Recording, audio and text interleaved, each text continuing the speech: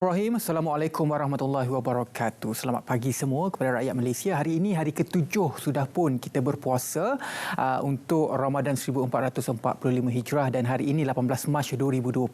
Selamat pagi Malaysia akan bersiaran kepada anda semua ditemani saya Ridwan dengan Syuhaida hingga pukul 10 pagi. Terima kasih kepada Syairul yang membacakan kata 74 dan juga berita sukan sebentar saja tadi. Ya, apa khabar semua? Selamat pagi. Terima kasih kerana memilih kami untuk anda ikuti segala perkongsian kita akan bawakan pada pagi ini. Kita mulakan dengan perkembangan sukan melibas terlebih dahulu. Sukan badminton All England yang sudah pun melaburkan tiranya semalam. Malaysia berjaya menempah slot ke peringkat akhir iaitu pasangan bergu lelaki Aaron Chia dan Wee. Walau bagaimanapun kita tidak berjaya untuk mendapatkan gelaran juara All England tersebut. Kalau kita boleh ikuti ataupun telusuri sedikit perkembangan badminton ini semalam di mana bergu lelaki negara Aaron Chia Wiyik terlepas peluang kedua sebenarnya untuk melakar kejuaraan sulung di kejohanan badminton All England apabila tewas kepada juara bertahan Fajar Alfian Muhammad Rian Ardianto dari Indonesia dalam final di Birmingham semalam. Dan juga kalau kita lihat pada tahun 2019 juga mereka juga terkandas pada peringkat akhir, juga terkandas dengan pasangan Indonesia pada ketika itu iaitu Muhammad Ahsan Setiawan 21-11, 14-21, 12-21 itu pada edisi 2019 dan juga kali terakhir Malaysia memenangi kejuaraan All England ini untuk bergu lelaki pada tahun 2007 iaitu 17 tahun lepas. Dan apa pun kita doakan kerana mereka berdua ini adalah prospek untuk kita mendapatkan emas di Olimpik pada tahun ini di Paris 2024. Kita letakkan 1001 harapan, kalau sejuta, kalau boleh berjuta-juta harapan kepada mereka ini. Ya, sukan ini memang sukar, tapi itulah sebenarnya orang katakan sukan. Semangat itu perlu ada. Sebabnya sukan badminton ini didominasi oleh negara China kan. Kita Malaysia ada juga pasangan-pasangan yang memang cukup hebat sebenarnya yang kita letakkan sebagai sandaran. Tapi saya rasa walaupun kita kalah di peringkat akhir untuk pertandingan All England ini, dia sebenarnya masih lagi menunjukkan prospek yang baik untuk kejayaan yang kita mungkin boleh lakar pada Olimpik Paris nanti oleh Aaron Chia Wee. Cuma nasib mungkin bukan menyeberahi mereka kerana apabila kita melihat temu ramah yang dilaksanakan selepas saja permainan ini, Aaron Wee mengatakan bahawa strategi mereka kurang menjadi. Kalau kita saksikan semalam permainan itu memang agak orang kata tak berapa tersusun sangatlah, tapi tak apa, itu adat sukan kata Ridwan kan. Dalam bahasa sukan ni orang kata, jangan kata kita tak ada rezeki, tapi kita belum ada rezeki. Satu hari nanti rezeki itu akan datang kepada kita. Ini berita daripada Met Malaysia lah. Orang kata panas sekarang waktu bulan puasa, dan ini di Perlis yang mana dijangkakan suhu melebihi 35 darjah Celsius akan berterusan untuk tempoh seminggu lagi. Di Perlis ini antara 17 kawasan di seluruh semenanjung Malaysia berada pada tahap 1 atau berjaga-jaga dengan suhu maksimum harian 35 darjah Celsius hingga 37 darjah Celsius. Dan kalau kita tengok di aplikasi cuaca sebenarnya Syuhaida, kalau dikata 35 tu, kita tengok feels like tu. Rasa seperti kadang-kadang 38, 39, 40. Dan juga di Perlis pernah dicatatkan suhu melebihi 40 darjah Celsius. Wow, cukup panas. Kalau kita tengok dalam video tu tadi, litupan awan tu memang kurang kan. Nampak langit je biru kan. Jadi bila panas ni, kurang litupan awan tu kurang lah. Orang kata shadow tu kan. Jadi bila kurang tu, ia akan meningkatkan kebarangkalian anda untuk terkena stroke haba terutamanya pada di Perlis. Jadi pastikan anda berhati-hati. Hadkan aktiviti luar, minum banyak air, jangan dedahkan diri anda kepada sinaran matahari. Berkenaan dengan perkara itu juga, ini adalah panduan untuk kita terus kekal sihat ketika berada dalam bulan Ramadan ini, terutamanya dalam kita menghadapi cuaca panas ini. Pertama, pakai topi ataupun payung. Jangan malu lah. Jangan malu untuk pakai topi dan payung untuk melindungi daripada pancaran haba terus kepada badan. Yang kedua, gunakan kipas dan juga penghawa dingin untuk menyejukkan badan. Yang ketiga, kekal hidrasi. Pastikan minum air yang cukup dari waktu berbuka hingga dan bersahur. Dan juga salah satu tips juga perlu diamalkan untuk kekal hidrasi ini adalah kita tambahkan ORS ataupun sodium dalam air kita pada waktu berbuka dan juga pada waktu bersahur. Keempat, pakai pakaian, hadkan masa di luar. Yang kelima, tidak duduk dalam kenderaan, elakkan berada dalam kenderaan tertutup ketika penyaman udara tidak dihidupkan dan juga kurangkan minuman seperti minuman berkafein dan juga bergula. Seperti mana kita tahu, berkafein ini dia boleh mengeluarkan air dalam badan. Okey, itu adalah tips ketika bulan Ramadan. Ini adalah mungkin sedikit berita juga di negeri Kelantan. Ya, okey, kita usia pada anda di mana kerajaan memperuntukkan sebanyak 153.2 juta ringgit pastinya untuk pembangunan kesedar untuk tahun 2024 saja, kata Timbalan Perdana Menteri. Kerajaan telah meluluskan peruntukan sebanyak 36.47 juta merangkumi 27 program dan projek pembangunan, terutamanya untuk rakyat di Tanah Merah. Kementerian Kemajuan Desa dan Wilayah melalui Kesedar pada 2024 telah memperuntukkan 7.2 juta bagi pelaksanaan pelbagai projek pembangunan, antaranya seperti kemudahan awam, infrastruktur perhubungan yang pastinya memberi manfaat kepada lebih 10,000 penduduk. Dan juga sedikit perkembangan jelajah Ramadan RTM 2024. Jadi lokasi sekarang berada di Pulau Pinang dan akan diteruskan lagi ke lokasi seterusnya, dan juga kita akan mendapatkan juga perkembangan daripada rakan yang terlibat dalam jelajah Ramadan RTM 2024. Baiklah, kita berehat seketika. Kita kembali selepas ini sehingga pukul 10. Banyak lagi topik menarik kami akan berikan kepada anda dalam Selamat Pagi Malaysia hari ini.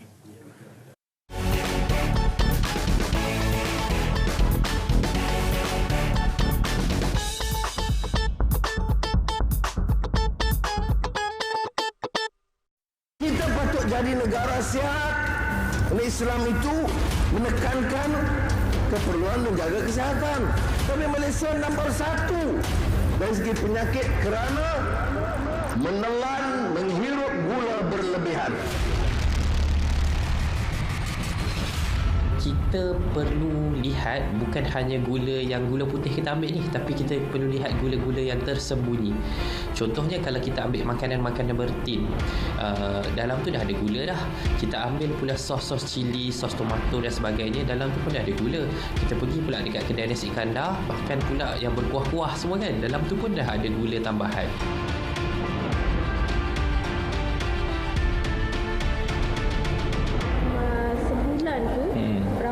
Berapa paket gula orang beli? Sebulan, saya ingat kalau 2 bulan 1 paket. Gula untuk pagi lah, sarapan masa buat air. Petang kita kena masak. Pengambilan gula kita kawal dengan mengurangkan dalam kandungan minuman. Ajar untuk minum minuman yang manis, maka dia akan menjadi kebiasaan kehidupan je lah. Tapi kalau daripada awal kita untuk minum minuman yang tak manis, okeylah, tak ada masalah. Hai adik-adik, jom belajar cara melintas jalan. Lihat kiri, kanan, kiri sebelum melintas. Membantu pelajar melintas dan pastikan pelajar selamat sampai.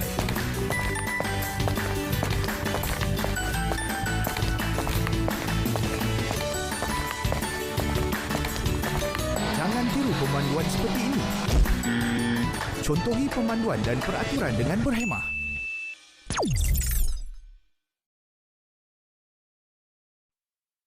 Selamat pagi Malaysia.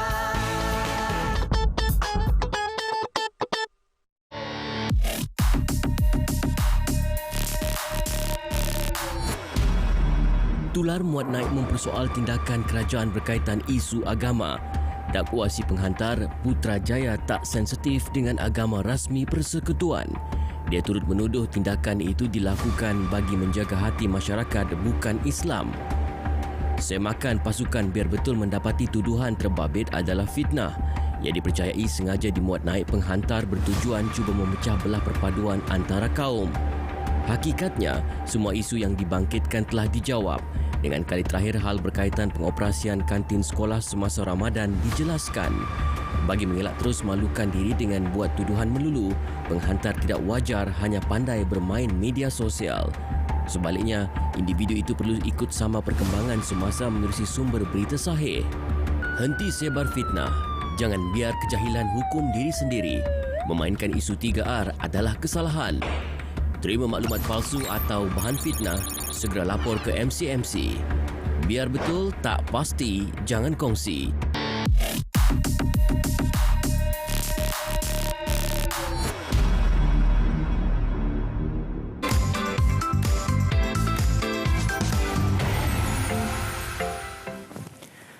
Baiklah, kita teruskan. Selamat pagi Malaysia. Kita akan berkongsi siaran ini bersama dengan DJ di Perak FM. DJ Nana sudah pun bersedia, Syu. Ya, jadi kita ikuti perkongsian DJ Nana dari Perak FM. Silakan.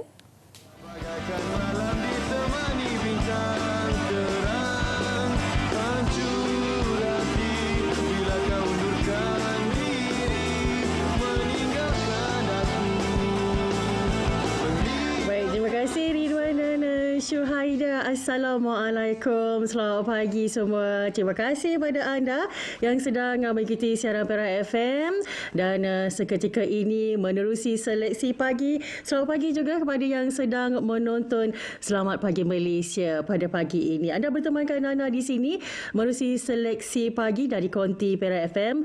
Pastinya ada pelbagai perkongsian menarik akan dikongsikan kepada anda pagi ini. Jadi untuk seleksi pagi kita mulakan di mana hari ini akan berlangsungnya siri jelajah Ramadan 2024 edisi ke-12. Diteruskan kali ini di mana akan singgah di Perak, bertempat di Perkarangan Surau Adin RPT Syekh Johan Jalan Tanjung Tualang Batu Gajah. Menampilkan juga rancangan Moh Gebang yang akan beraksi di sana bersama peneraju utamanya DJ Mas Lita dan juga Apit Wan Lebok. Dan selain daripada itu, kita akan menyantuni juga para asnaf dan juga penduduk kampung di kawasan tersebut. Juga adanya tazkirah Ramadan yang mana akan disampaikan oleh PUYUP dengan tajuknya Andai Ini Ramadan Terakhir. Tak ketinggalan juga temui penyampai-penyampai Perak FM. Ada DJ Mas Lita, DJ Nasri, DJ Fitri, Finas, Rus dan Nana juga akan berada di sana. Seterusnya, Nana nak kongsikan kepada anda iaitu mengenai bubur lambuk istimewa bulan Ramadan, di mana bubur lambuk Perak FM kerjasama bersama Impiana Hotel yang akan berlangsung pada 26 hari bulan ini dan sebanyak 5 periuk yang melibatkan pelbagai agensi di Perak akan diedarkan secara pandu lalu bermula jam 3 petang di Impiana Hotel. Dan terakhir sekali Nana nak kongsikan kepada anda sempena tahun melawat Perak 2024, satu lokasi menarik yang wajib anda pergi apabila anda sampai ke Perak. Kalau kamu ke Tanjung Tualang, singgah ke Muzium Kapal Korek TT5 Tanjung Tualang Tin Range No. 5. Kamu boleh rasai sendiri menaiki kapal korek bicih tema yang terbesar di dunia sekitar tahun 70-an. Dan ini paling menarik sekali kepada anda yang suka ber-OOTD. Di sini adalah kawasan yang cantik di mana sekitar kawasan perlombongan dan juga menyaksikan haiwan-haiwan yang terdapat di sini. Jadi apa lagi, muhla ke Perak. Di setakat ini perkongsian dalam seleksi pagi dari konti Perak FM. Kita kembali bersama Ridwan dan Syuhaida. Silakan. Baiklah, terima kasih banyak-banyak DJ Nana dari Perak FM. Sedikit perkembangan juga berkenaan dengan jelajah Ramadan RTM 2024. Jadi bulan Ramadan ini tidak pernah terpisah dengan Bazar Ramadan. Betul. Dan bila cakap berkenaan dengan Bazar Ramadan, ramai akan mengatakan ataupun bincang berkenaan nombor 1, tahap kesedapan makanan tersebut. Nombor 2, harga makanan tersebut di Bazar Ramadan. Dan yang ketiga, biasanya kalau ramai orang akan pergi. Itu adalah kuasa viral. Hari ini kita nak bercakap mengenai pemantauan harga di Bazar Ramadan. Kami sangat berbesar hati bersama dengan Datuk Azman Adam, iaitu Ketua Pengarah Penguatkuasa Kementerian Perdagangan Dalam Negeri dan juga Kos Sara Hidup. Tetapi sebelum itu, kita saksikan dahulu intro ini. Setiap kali bermula Ramadan, tumpuan pengunjung sudah pasti ke Bazar Ramadan di seluruh negara bagi mendapatkan hidangan dan juadah untuk berbuka. Umumnya terdapat banyak lokasi Bazar Ramadan yang menawarkan pelbagai variasi makanan dan minuman untuk pembeli. Namun setiap tahun pasti ada sahaja isu tular mengenai harga makanan yang dicaj kepada pembeli yang tidak masuk akal. Namun di beberapa lokasi yang telah dilaksanakan pemantauan, harga makanan yang dikenakan tersebut dilihat bersesuaian dengan kuantiti yang ditawarkan peniaga. Peningkatan kos bahan mentah ketika ini menjadi punca harga makanan di Bazar Ramadan mengalami kenaikan berbanding tahun sebelumnya. Harga makanan secara umumnya meningkat antara 10 hingga 20% berikutan peniaga mendakwa perlu menampung peningkatan kos bahan mentah. Apabila berdepan dengan isu peningkatan kos, peniaga berusaha mengekalkan harga sama atau menaikkannya sedikit bagi mengelak kerugian. Sebagai pembeli yang bijak, kita mempunyai hak untuk membuat pilihan yang tepat bersesuaian dengan kadar perbelanjaan masing-masing. Okey, itu kita berikan pada anda mukadimah lah untuk kita membuka perbincangan kita pada hari ini kan. Rata-ratanya akan dibincangkan juga adalah berkenaan dengan kos di mana sekarang ni kalau kita pergi ke bazar memang sudah meningkat. Tadi kita sudah perkenalkan tetamu kita iaitu Dato' Azman Adam bersama kita hari ini untuk berkongsi berkenaan topik kita. Dato' mungkin boleh kongsikan terlebih dahulu berkenaan skop pelaksanaan penguatkuasaan di bawah kelolaan Dato' sendiri untuk memastikan agar harga makanan di bazar Ramadan ini sentiasa terjaga. Okey, terima kasih Hati bagi peluang kepada kami di KPDN untuk menerangkan tentang gerak kerja kami. Okey, Ramadan dengan KPDN memang tidak dapat dipisahkan. Ya. Bermula daripada 1 Ramadan, kami telah melaksanakan satu operasi khas yang kami namakan sebagai Ops Pantau 2024. Bermula daripada 12 Mac sehinggalah berakhir Ramadan nanti. Jadi tujuan utama Ops Pantau kita ini adalah untuk melihat kepada beberapa perkara. Yang pertama tentang bekalan barang-barang tersebut. Yang kedua yang sangat mustahak adalah harga. Sama ada harga itu munasabah ataupun tak munasabah. Jualan murah. Sama ada jualan murah itu betul-betul murah ataupun sekadar gimmick, penggunaan alat timbang, isu-isu berkaitan dengan halal, barang tiruan dan sebagainya. Jadi ini adalah perkara-perkara yang kami fokuskan sepanjang pelaksanaan Ops Pantau nanti. Dan Ops Pantau ni kami fokuskan kepada beberapa premis lah. Antaranya di Bazar Ramadan itu sendiri, Bazar Raya, di pasar-pasar awam, pasar raya, kedai runcit dan sebagainya.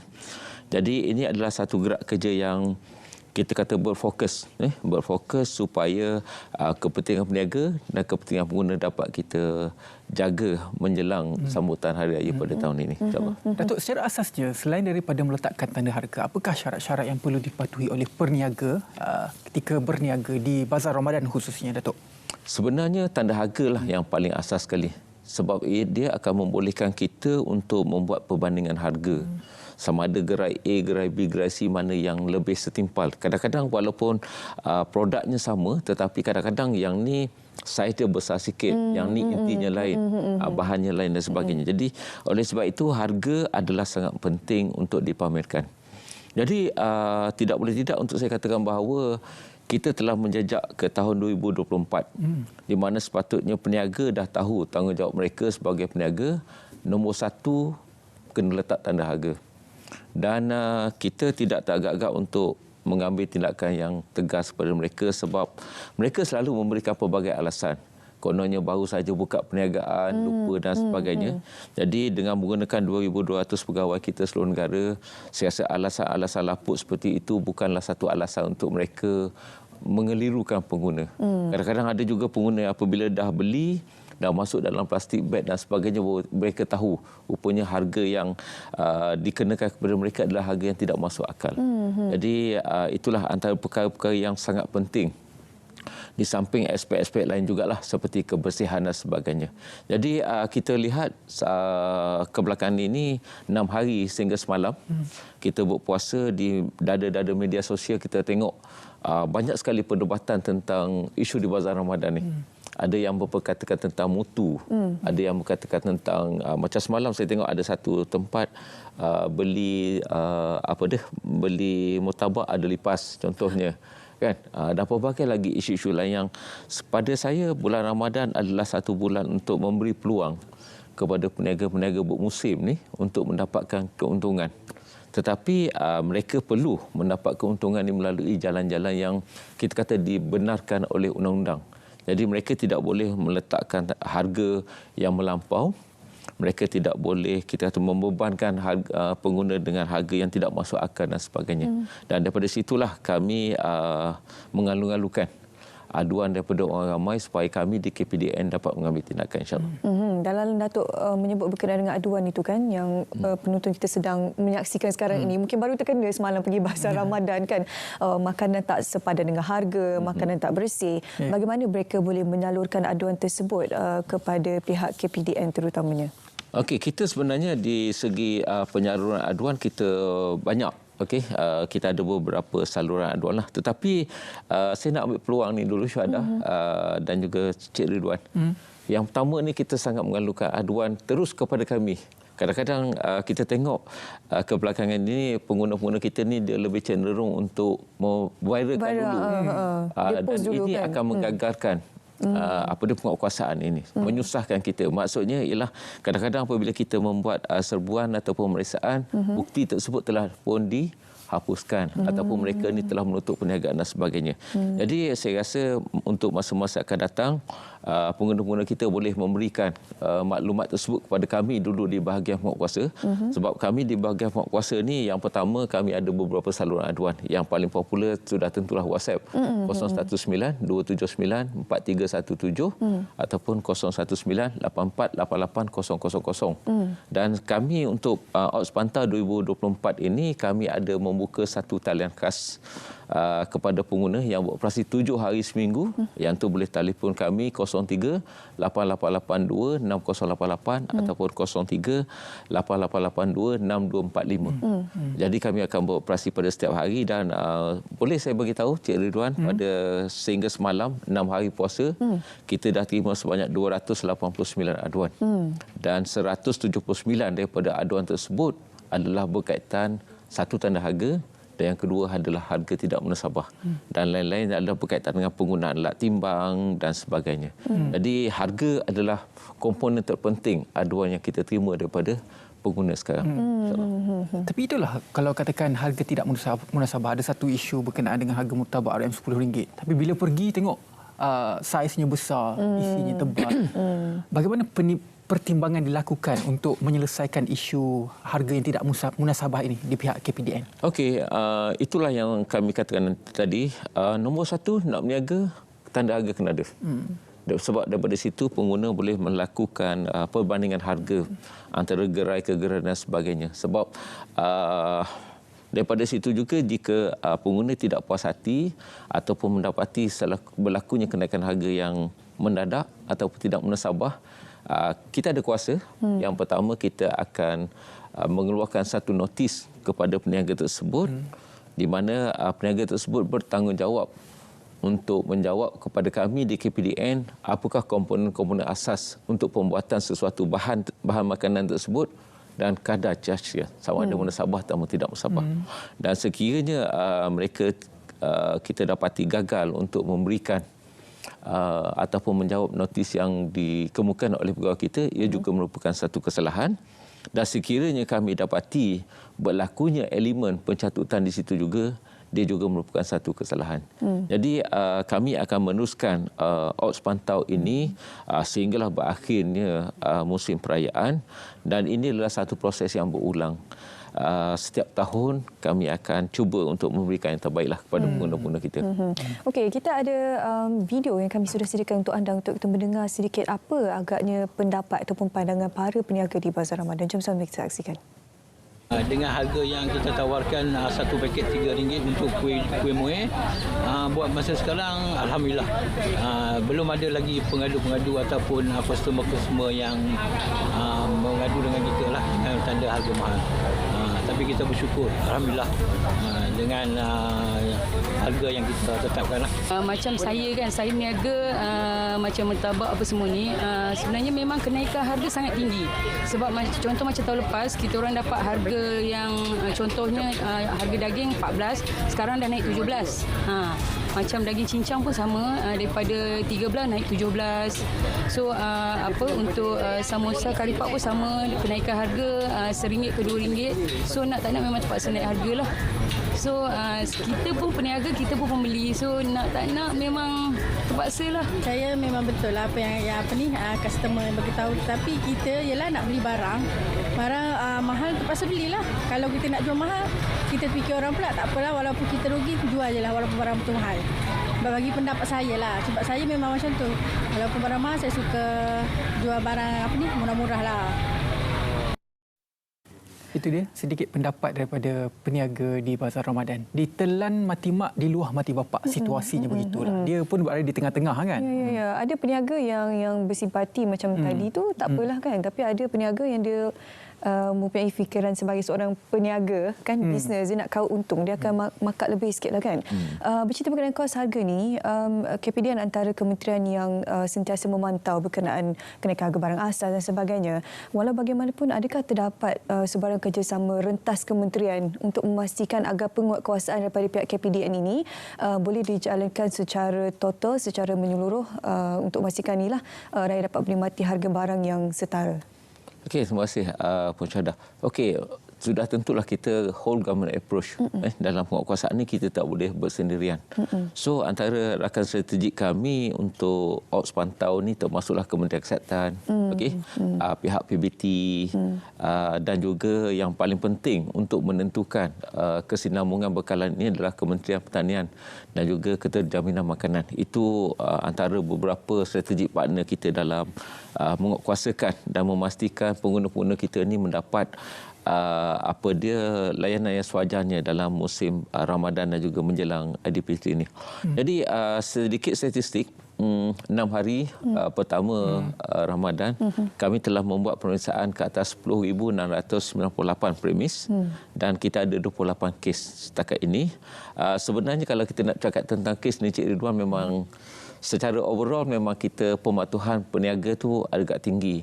Yang kita dengar desas-desus ni adalah sebahagian saja, yang mana mereka ni kita boleh kategorikan sebagai mereka cuba mungkin cuba melihat reaksi pengguna macam mana ketika mereka meletakkan harga yang mahal dan sebagainya.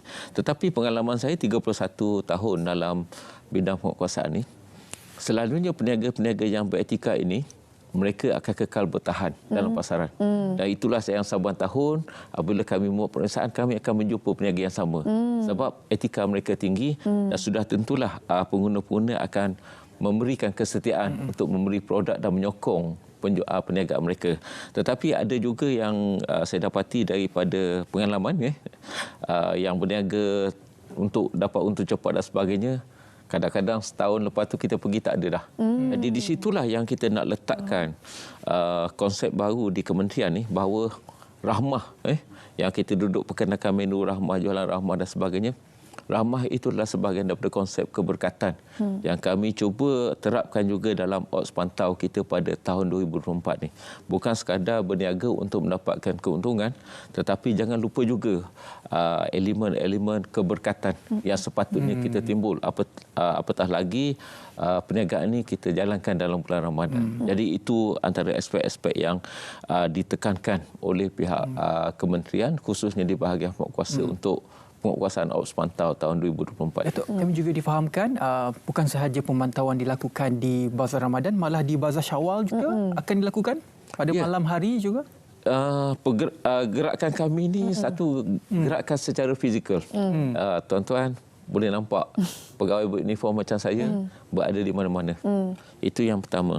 Yang kedua, kami juga ada pegawai-pegawai yang tidak beruniform, yang berpakaian biasa, yang kami namakan melalui Ops Sama kami, yang mana mereka ni akan menyamar untuk membeli produk-produk kuih, pakaian dan sebagainya untuk melihat pematuhan peniaga. Dan jika mereka tidak patuh, di situ juga kami akan terus mengambil tindakan undang.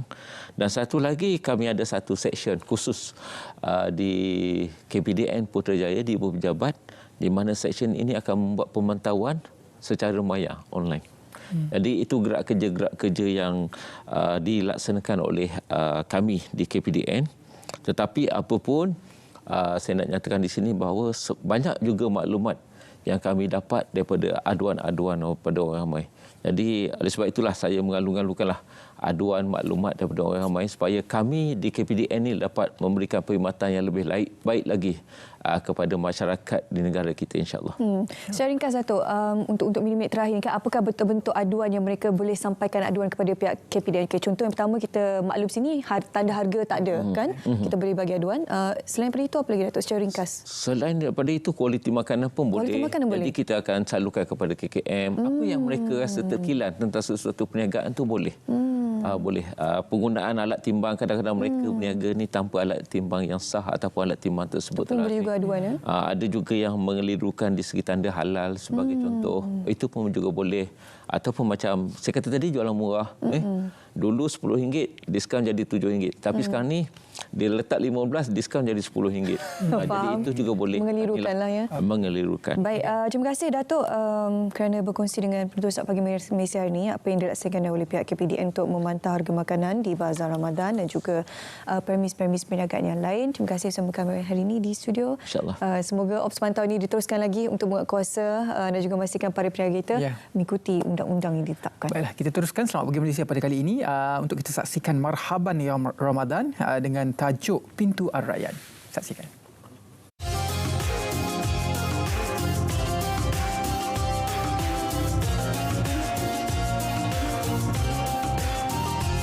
Assalamualaikum warahmatullahi wabarakatuh. Apa khabar para penonton sekalian? Doa saya mudah-mudahan anda semua dalam keadaan sihat sejahtera. Macam mana dengan puasa kita? Okey? Mestilah okey. Kita orang beriman. Setakat puasa, alhamdulillah. Baik, kalau saya nak tanya soalan, siapa yang nak masuk syurga? Angkat tangan. Wah, bukan main semangat lagi. Semua kita mesti ada cita-cita untuk masuk syurga Allah yang maha hebat. Bila kita sebut tentang syurga, Syekh Dr. Wahbah Az-Zuhaili sebut, pintu-pintu syurga ini ada 8 pintu. Iaitu pintu sedekah, pintu jihad, pintu redha, pintu taubat, pintu orang yang menahan marah, pintu orang yang masuk tanpa dihisap, dan pintu solat, dan lagi satu adalah pintu Ar-Rayyan. Apa benda pintu Ar-Rayyan ni? Apa maksud pintu Ar-Rayyan? Nabi SAW sebut dalam satu hadis daripada Sahal bin Sa'id, "Inna fi jannati baban yuqalu lahu Ar-Rayyan."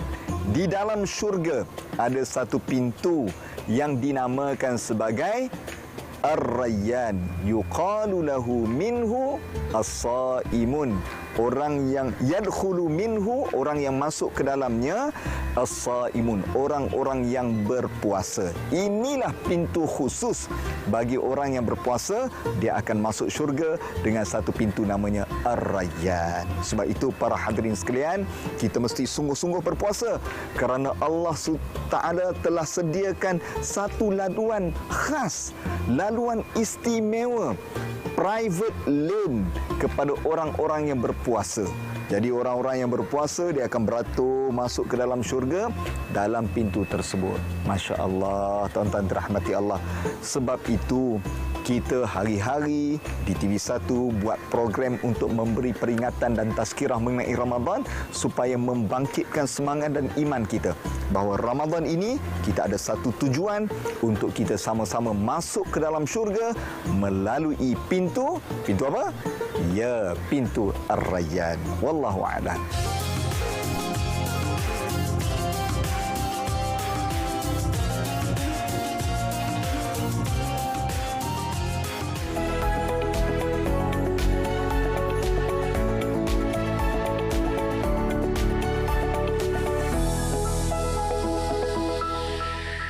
Saya baru balik daripada sekolah, berpuasa di cuaca panas ni agak letih. Kalau berpuasa saya dah biasa daripada kecil. Dan tahun ini saya berasa normal sahaja berpuasa pada musim panas kerana saya minum air yang banyak ketika bersahur. Sekarang puasa sangat panas sebab sekarang cuaca panas. So kepada semua, sama berpuasa. Puasa ketika cuaca panas amatlah menguji keimanan saya. Saya berasa haus, letih dan mengantuk. Tetapi alhamdulillah saya Jadi dapat berpuasa 1,000 hari. Pada bulan Ramadan tahun ini, saya sangat mencabar kerana bukan di sekolah terus puasa dengan cuaca yang sangat panas. Bila je tengah hari, saya rasa letih dan mengantuk. Bila nak belajar je, saya hilang fokus sebab letih dan mengantuk. Tetapi, saya masih semangat untuk menjalankan aktiviti di sekolah seperti hari-hari biasa walaupun saya tengah berpuasa. Puasa tahun ini agak mencabar sebab cuaca sangat panas. Saya berasa letih, mengantuk, dahaga sebab kena lalui aktiviti sekolah macam biasa. Letihlah juga masa bulan Ramadan ni panas. Tapi kalau saya sakit perut je, saya pergi je terus kantin. Saya bersyukur kantin tu buka. Berpuasa ketika cuaca panas sangat mencabar keinginan. Tapi saya cuba juga tahan. InsyaAllah. Walaupun cuaca panas, saya tetap bersemangat untuk berpuasa di bulan Ramadan.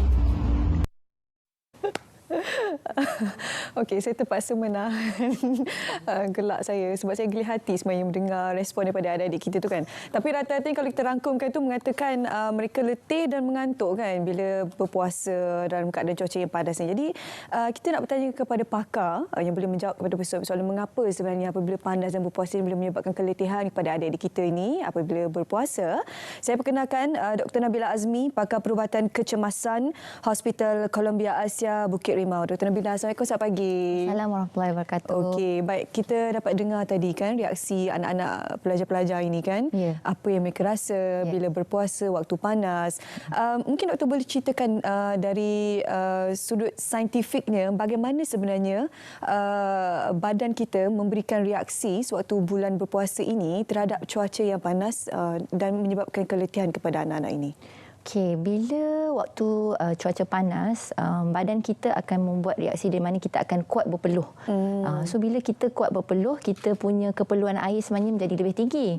Tapi macam adik yang tadi katakan, start je sekolah, mula je sekolah terus berpuasa. Jadi mereka dalam keadaan rehat, tiba-tiba cuaca panas, lepas tu mereka tidak lagi boleh minum air. So risiko utama diorang ialah dalam keadaan mereka terdedah kepada dehidrasi lah. Jadi dehidrasi ni pula boleh membawa kepada hilang tumpuan. Banyak juga adik-adik tadi yang dikata hilang fokus, sukar nak tumpu sebab berasa haus, berasa penat, berasa mengantuk. Jadi itulah efek-efek cuaca panas. Lagi satu yang efek cuaca panas yang kita takut dan ada juga kes yang telah terjadi di Malaysia beberapa kali lah, iaitu kelesuan haba dan strok haba. Okey, kelesuan haba ni beza daripada strok haba ialah dia yang lebih kurang teruk sikitlah. Pada waktu itu pesakit ataupun pelajar akan merasa penat, gelisah, pening. Dia mungkin juga rasa nak pingsan ataupun muntah. Tapi kalau strok haba ni dia lebih teruk sikit. Pelajar tidak lagi sudah menjadi keliru dan tidak lagi boleh menjawab-jawab soalan dan suhu badan mereka akan melebihi 40 darjah lah. Okey, efek-efek lain daripada cuaca panas, contohnya ialah rasa tak selesa lah sebab berpeluh. Sebab berpeluh banyak, jadi ada bau badan, jangkitan kulat pun boleh terjadi, especially dekat celah ketiak ataupun celah ibu jari kaki. Dan juga contohnya ialah efek cuaca panas, kalau ikutkan sekolah lah, selalunya sekolah akan mengambil langkah berjaga-jaga. So ada juga sekolah yang akan membatalkan terus aktiviti fizikal. Jadi apa yang kesan kepada kanak-kanak ni semua, mereka menjadi ada kurang lagi masa untuk mereka belajar berinteraksi, kurang lagi masa untuk mereka belajar untuk cara-cara untuk menyihatkan badan dari segi fizikal. Dan juga cuaca panas juga, walaupun mereka anak-anak, tapi selalu kalau dekat Malaysia ni anak-anak kita tak tekankan sangat, tapi mereka sepatutnya kena pakai krim untuk mengelakkan selaran haba atau sunscreen lah. Sebab akan merosakkan kulit. Sebab kesan jangka panjangnya ialah kanser kulit lah. Tapi kesan jangka pendek yang kita suka mungkin kulit menjadi lebih gelap dan bertampuk sikit. So itulah dia kesan-kesan cuaca panas untuk pelajar-pelajar sekolah waktu sekarang ni. Macam kita yang dewasa ni kan, bila berpuasa memang ada banyak tips yang akan diberikan ataupun dikongsi bagaimana untuk mengekalkan hidrasi dalam badan. So bersahur tu apa yang kita boleh ambil, apa yang tak boleh diambil. Tapi adakah tips ataupun perkongsian tersebut juga boleh guna pakai untuk kanak-kanak ataupun mungkin metodnya perlu ada perbezaan, doktor? Memang sama sebenarnya, cuma untuk kanak-kanak kita kena beri lebih perhatian lah. Sebab kanak-kanak ni dari segi saiz badan dia, diorang ni memang lebih senang terdedah kepada risiko dehidrasi. Sebab luas permukaan kulit dengan diorang punya badan lah. Jadi kalau tips-tips dia yang macam adik tadi dah katakan, dia minum air sewaktu sahur lah. Dan biasanya budak-budak tak minum kafein, tapi andai kata macam contoh nenek lah buatkan air teh ke apa, teh semua pun tak boleh. Air yang sangat manis pun tak boleh, sebab bila kita minum air yang sangat manis, kita akan kencing semula air tu sebenarnya. Kalau nak boleh, tapi sikit lah. Susu, air, buah-buahan ialah cara yang paling bagus lah.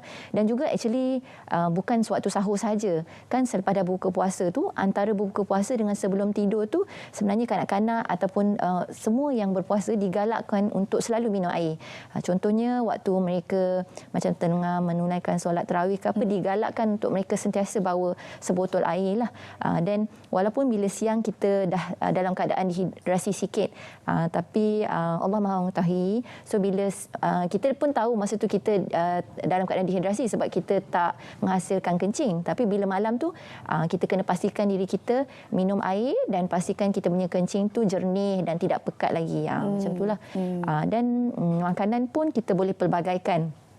Buah-buahan, sayur-sayuran, sup, bubur lambuk.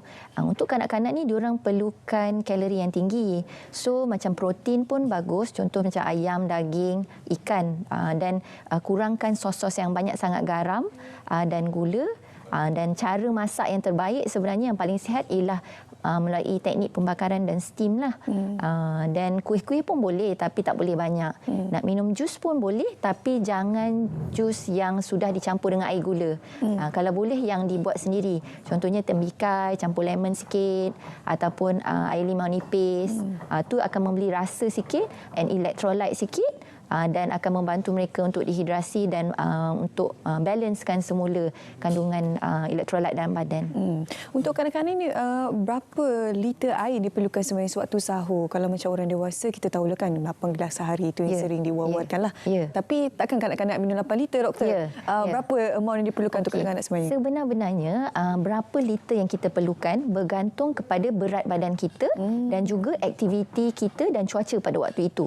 Sebagai contoh kalau macam saya di hospital, kalau seorang tu dia berpuasa tapi dia tak buat apa-apa, contohnya berpuasa untuk tunggu nak buat CT scan atau buat pembedahan, saya akan bagi 1.5 mils per kilo per hour, macam itulah. So nak kata kalau orang berat 50 tu, kalau dia buat aktiviti biasa saja, sebenarnya dia hanya perlukan dalam 1.8 liter air saja. Tapi andai kata anak-anak ni berpuasa ataupun sedang dibuat latihan juga, latihan PJK, ataupun dia kena menunggu bas, ataupun keadaan sekolah tu jauh, berada dalam kereta dalam masa yang lama, mungkin keperluan tu lebih tinggi lagi. Macam mana kita nak monitor kalau dalam keadaan tidak berpuasa? Ialah kita monitor macam rasa haus kita sendiri. Sebenarnya badan kita ni dah dibina dengan satu sistem di mana kita akan merasa haus. Tapi kalau kita tak dapat nak depend dengan rasa haus tu sebab kita berpuasa, dan kita boleh tengok dari segi seberapa kerap kita kencing. Kalau kita tidak berpuasa, kita sepatutnya pergi ke tandas dalam 4 jam sekali, dan kita punya kencing hendaklah dalam rasa jernih lah. Sebab tu yang macam saya cakap tadi, waktu malam tu banyakkan minum air in between antara berbuka puasa dan sebelum tidur tu. Pastikan masa tu kita ada menghasilkan kencing. Daripada situ kita tahulah yang budak-budak yang kita dah kita macam replenish balik lah air yang kita dah hilang sewaktu berpuasa. Dan sebab sebenarnya kalau kita minum air waktu bersahur banyak sangat pun, sebenarnya dalam sejam ataupun 2 jam lepas tu kita akan terus buang dah kencing tu, sebab badan kita dia memang akan sentiasa menyeimbangkan lah kita punya jumlah air tu. Jadi sebenarnya dia ikut berat, ikut aktiviti fizikal dan ikut cuaca pada hari itu. Itu yang saya tanya doktor tu, sebab kadang-kadang ada sedikit tanggapan lah kan. Bangun sahur pagi tu perlu minum air banyak-banyak. Tapi itu satu hal, kadar air mencukupi. Tapi kadar penyerapan air dalam badan itu mencukupi ataupun tidak. Bagaimana untuk kita memastikannya?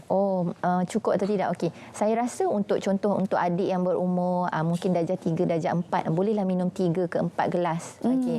Lepas tu 3 ke 4 gelas tu tak semestinya air. Boleh juga kalau nak minum susu. Boleh juga kalau nak minum jus. Tapi jus pun tak boleh yang pekat-pekat sangatlah. Kalau 3 gelas tu mungkin setengah gelas atau 3/4 gelas je jus lah. Dan adik akan rasa lebih segar selepas tu. Dan kemudian lepas tu adik akan ada rasa nak pergi ke tandas lah. Itulah macam cara kita boleh agak-agak berapa banyak keperluan adik tu sebelum dia bermula berpuasa. Untuk puasa kali ini pun ada beberapa video yang mendapat tontonan yang tinggi berkenaan pengambilan air kosong dengan garam untuk menginkriskan elektrolit dalam badan, meningkatkan kadar penyerapan air dalam badan. Tapi adakah kanak-kanak sesuai untuk mengambil elektrolit ini? Sebenarnya saya nampak jugalah, terutama sekali sebab saya nampak macam ada macam selebriti yang mengamalkan campur honey, campur Celtic salt lah sekarang. Itulah. Saya macam inilah, kalau macam pemakanan dia yang lain, tak ada makanan berproses. Contohnya semua ayam bakar, tak ada yang macam jenis bersalut-salut, tak ada banyak sos ke apa.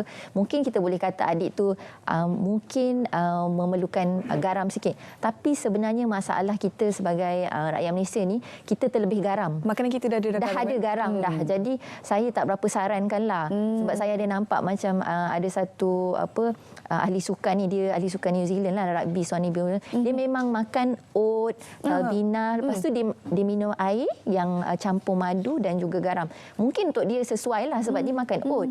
Tapi kalau kita pagi kita dah makan dengan ayam kita, ayam kicap lah. Jadi saya rasa kurang sesuai. Faham. Lagi satu yang viral yang saya rasa kurang sesuai untuk kanak-kanak juga ialah kurma butter lah. I was going to say that as well, kurma butter. Kurma butter. Sebab butter ni pun dia sebenarnya ada salt dia. Itu kandungan lemak lagi. Mungkin kalau nak sangat sebab viral kan, bolehlah 1 ke. Tapi ada yang saya nampak yang kena genap lah 3 sampai 5 sampai 7. Saya rasa tak sesuai. Tak sesuai. Yelah, tengok keadaan juga kan. Kadang-kadang bukan nak salahkan mereka yang berkongsi ni. Tak salah berkongsi sebenarnya. Kadang penerimaan rakyat tu kadang-kadang dia berubah jadi sesuatu yang tak baik pula kan. Dia mungkin juga bergantung kepada individu lah. Ada setengah individu tu, contoh dia sedang nak pulih daripada sakit. Mungkin hari tu dia ada menerima rawatan kanser. So sekarang ni berat badan dia sangat rendah. Mungkin benda-benda makanan-makanan yang macam tinggi kalori macam tu sesuai untuk dia. Ataupun kanak-kanak yang sedang membesar. Boleh lagi lah satu. Tapi untuk dewasa yang kerja di pejabat, tak mengamalkan banyak aktiviti fizikal, tak sesuai. Okey, baik. Terima kasih kepada Dr. Nabila Azmi sebagai hari ini untuk berkongsi berkenaan kesan cuaca panas, terutamanya untuk para pelajar di sekolah yang sedang berpuasa. Sekali lagi terima kasih Dr. Nabila sebagai hari ini untuk berkongsikan secara ringkas berkenaan dengan tip-tip untuk adik-adik yang berpuasa di bulan Ramadan sekarang ini. Baik, seterusnya kami nak bawa anda sama-sama saksikan. Ini ada satu bingkisan menarik yang kami sudah pun sediakan untuk anda. Sama-sama kita saksikan. Selamat pagi Malaysia.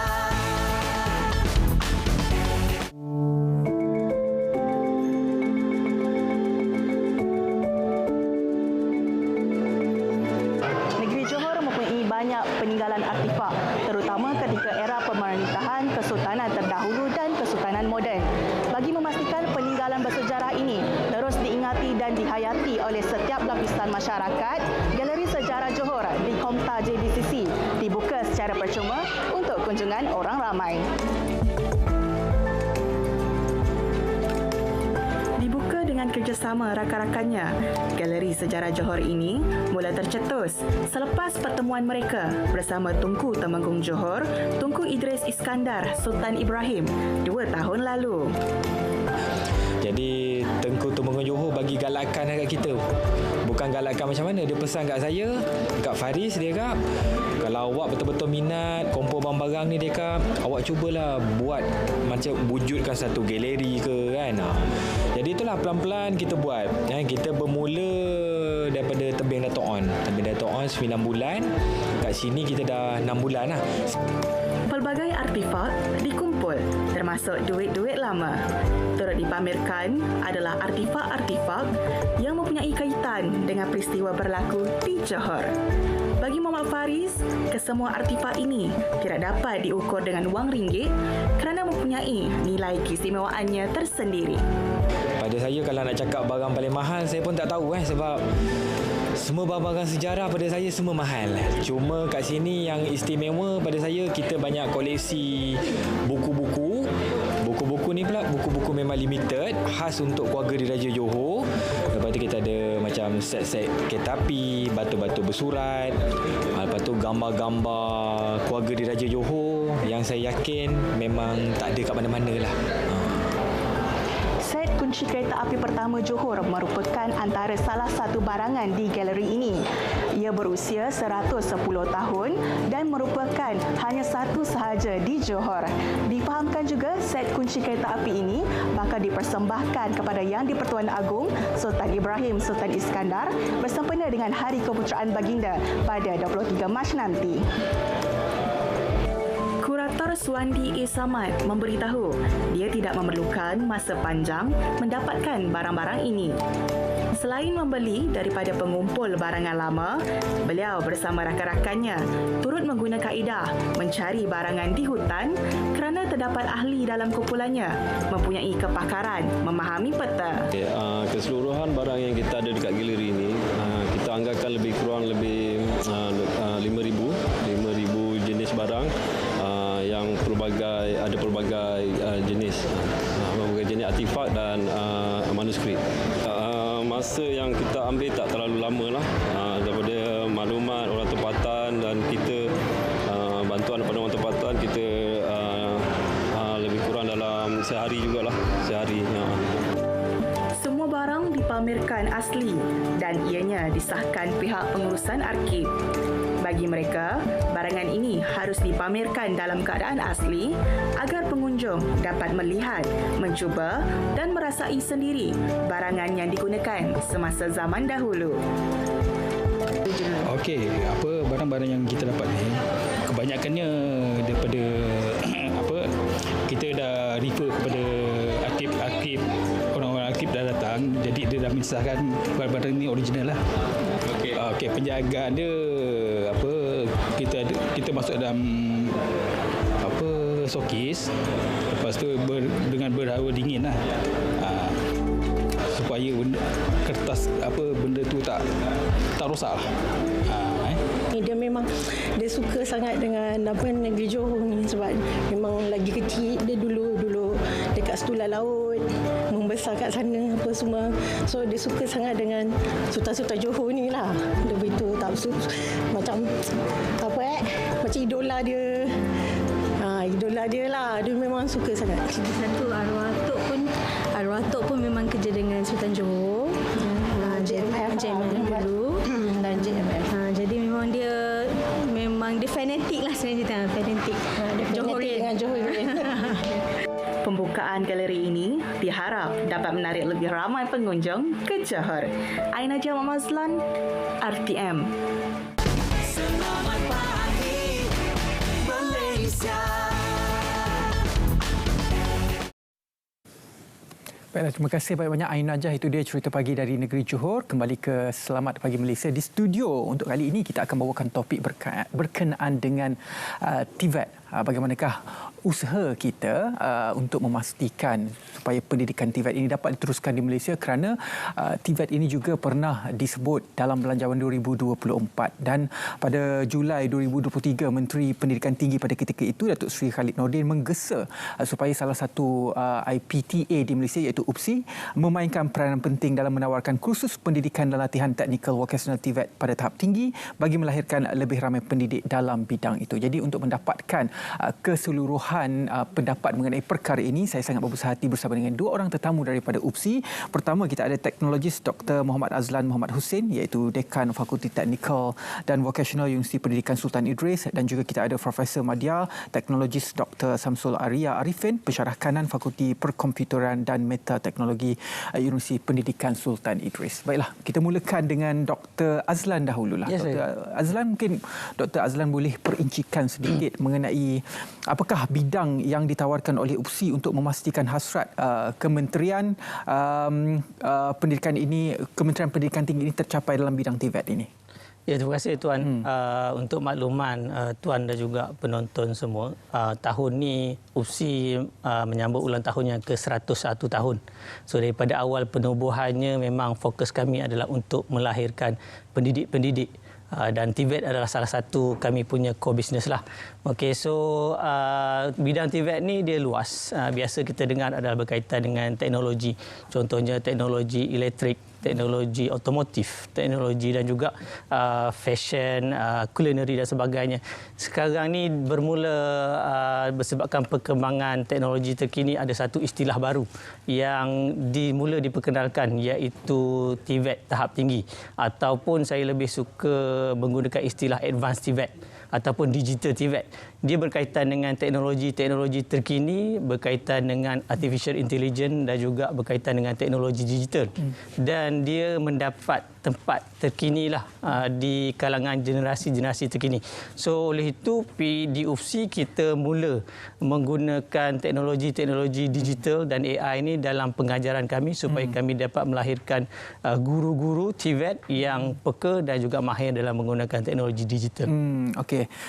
Baiklah, Dr. Samsul, boleh berikan sedikit perincian untuk kita tahu apakah boleh ke pasaran bidang kerja, keboleh pasaran kerja graduan UPSI terutamanya dalam bidang yang berkaitan teknologi seperti sarjana muda reka bentuk dengan kepujian dan juga selain daripada diploma reka bentuk dan pembangunan permainan, antara salah satu kursus yang ditawarkan di UPSI ini. Okey, terima kasih.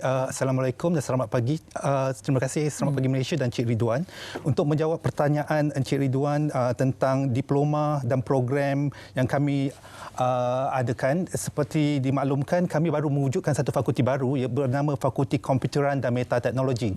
Jadi fakulti ini merupakan julung-julungnya fakulti yang pertama memperkenalkan teknologi digital dan metaverse dan juga artificial intelligence. Untuk menjawab lebih perincian, mengikut statistik data yang saya ada, pada tahun 2019 sebanyak 85.4% graduate employability.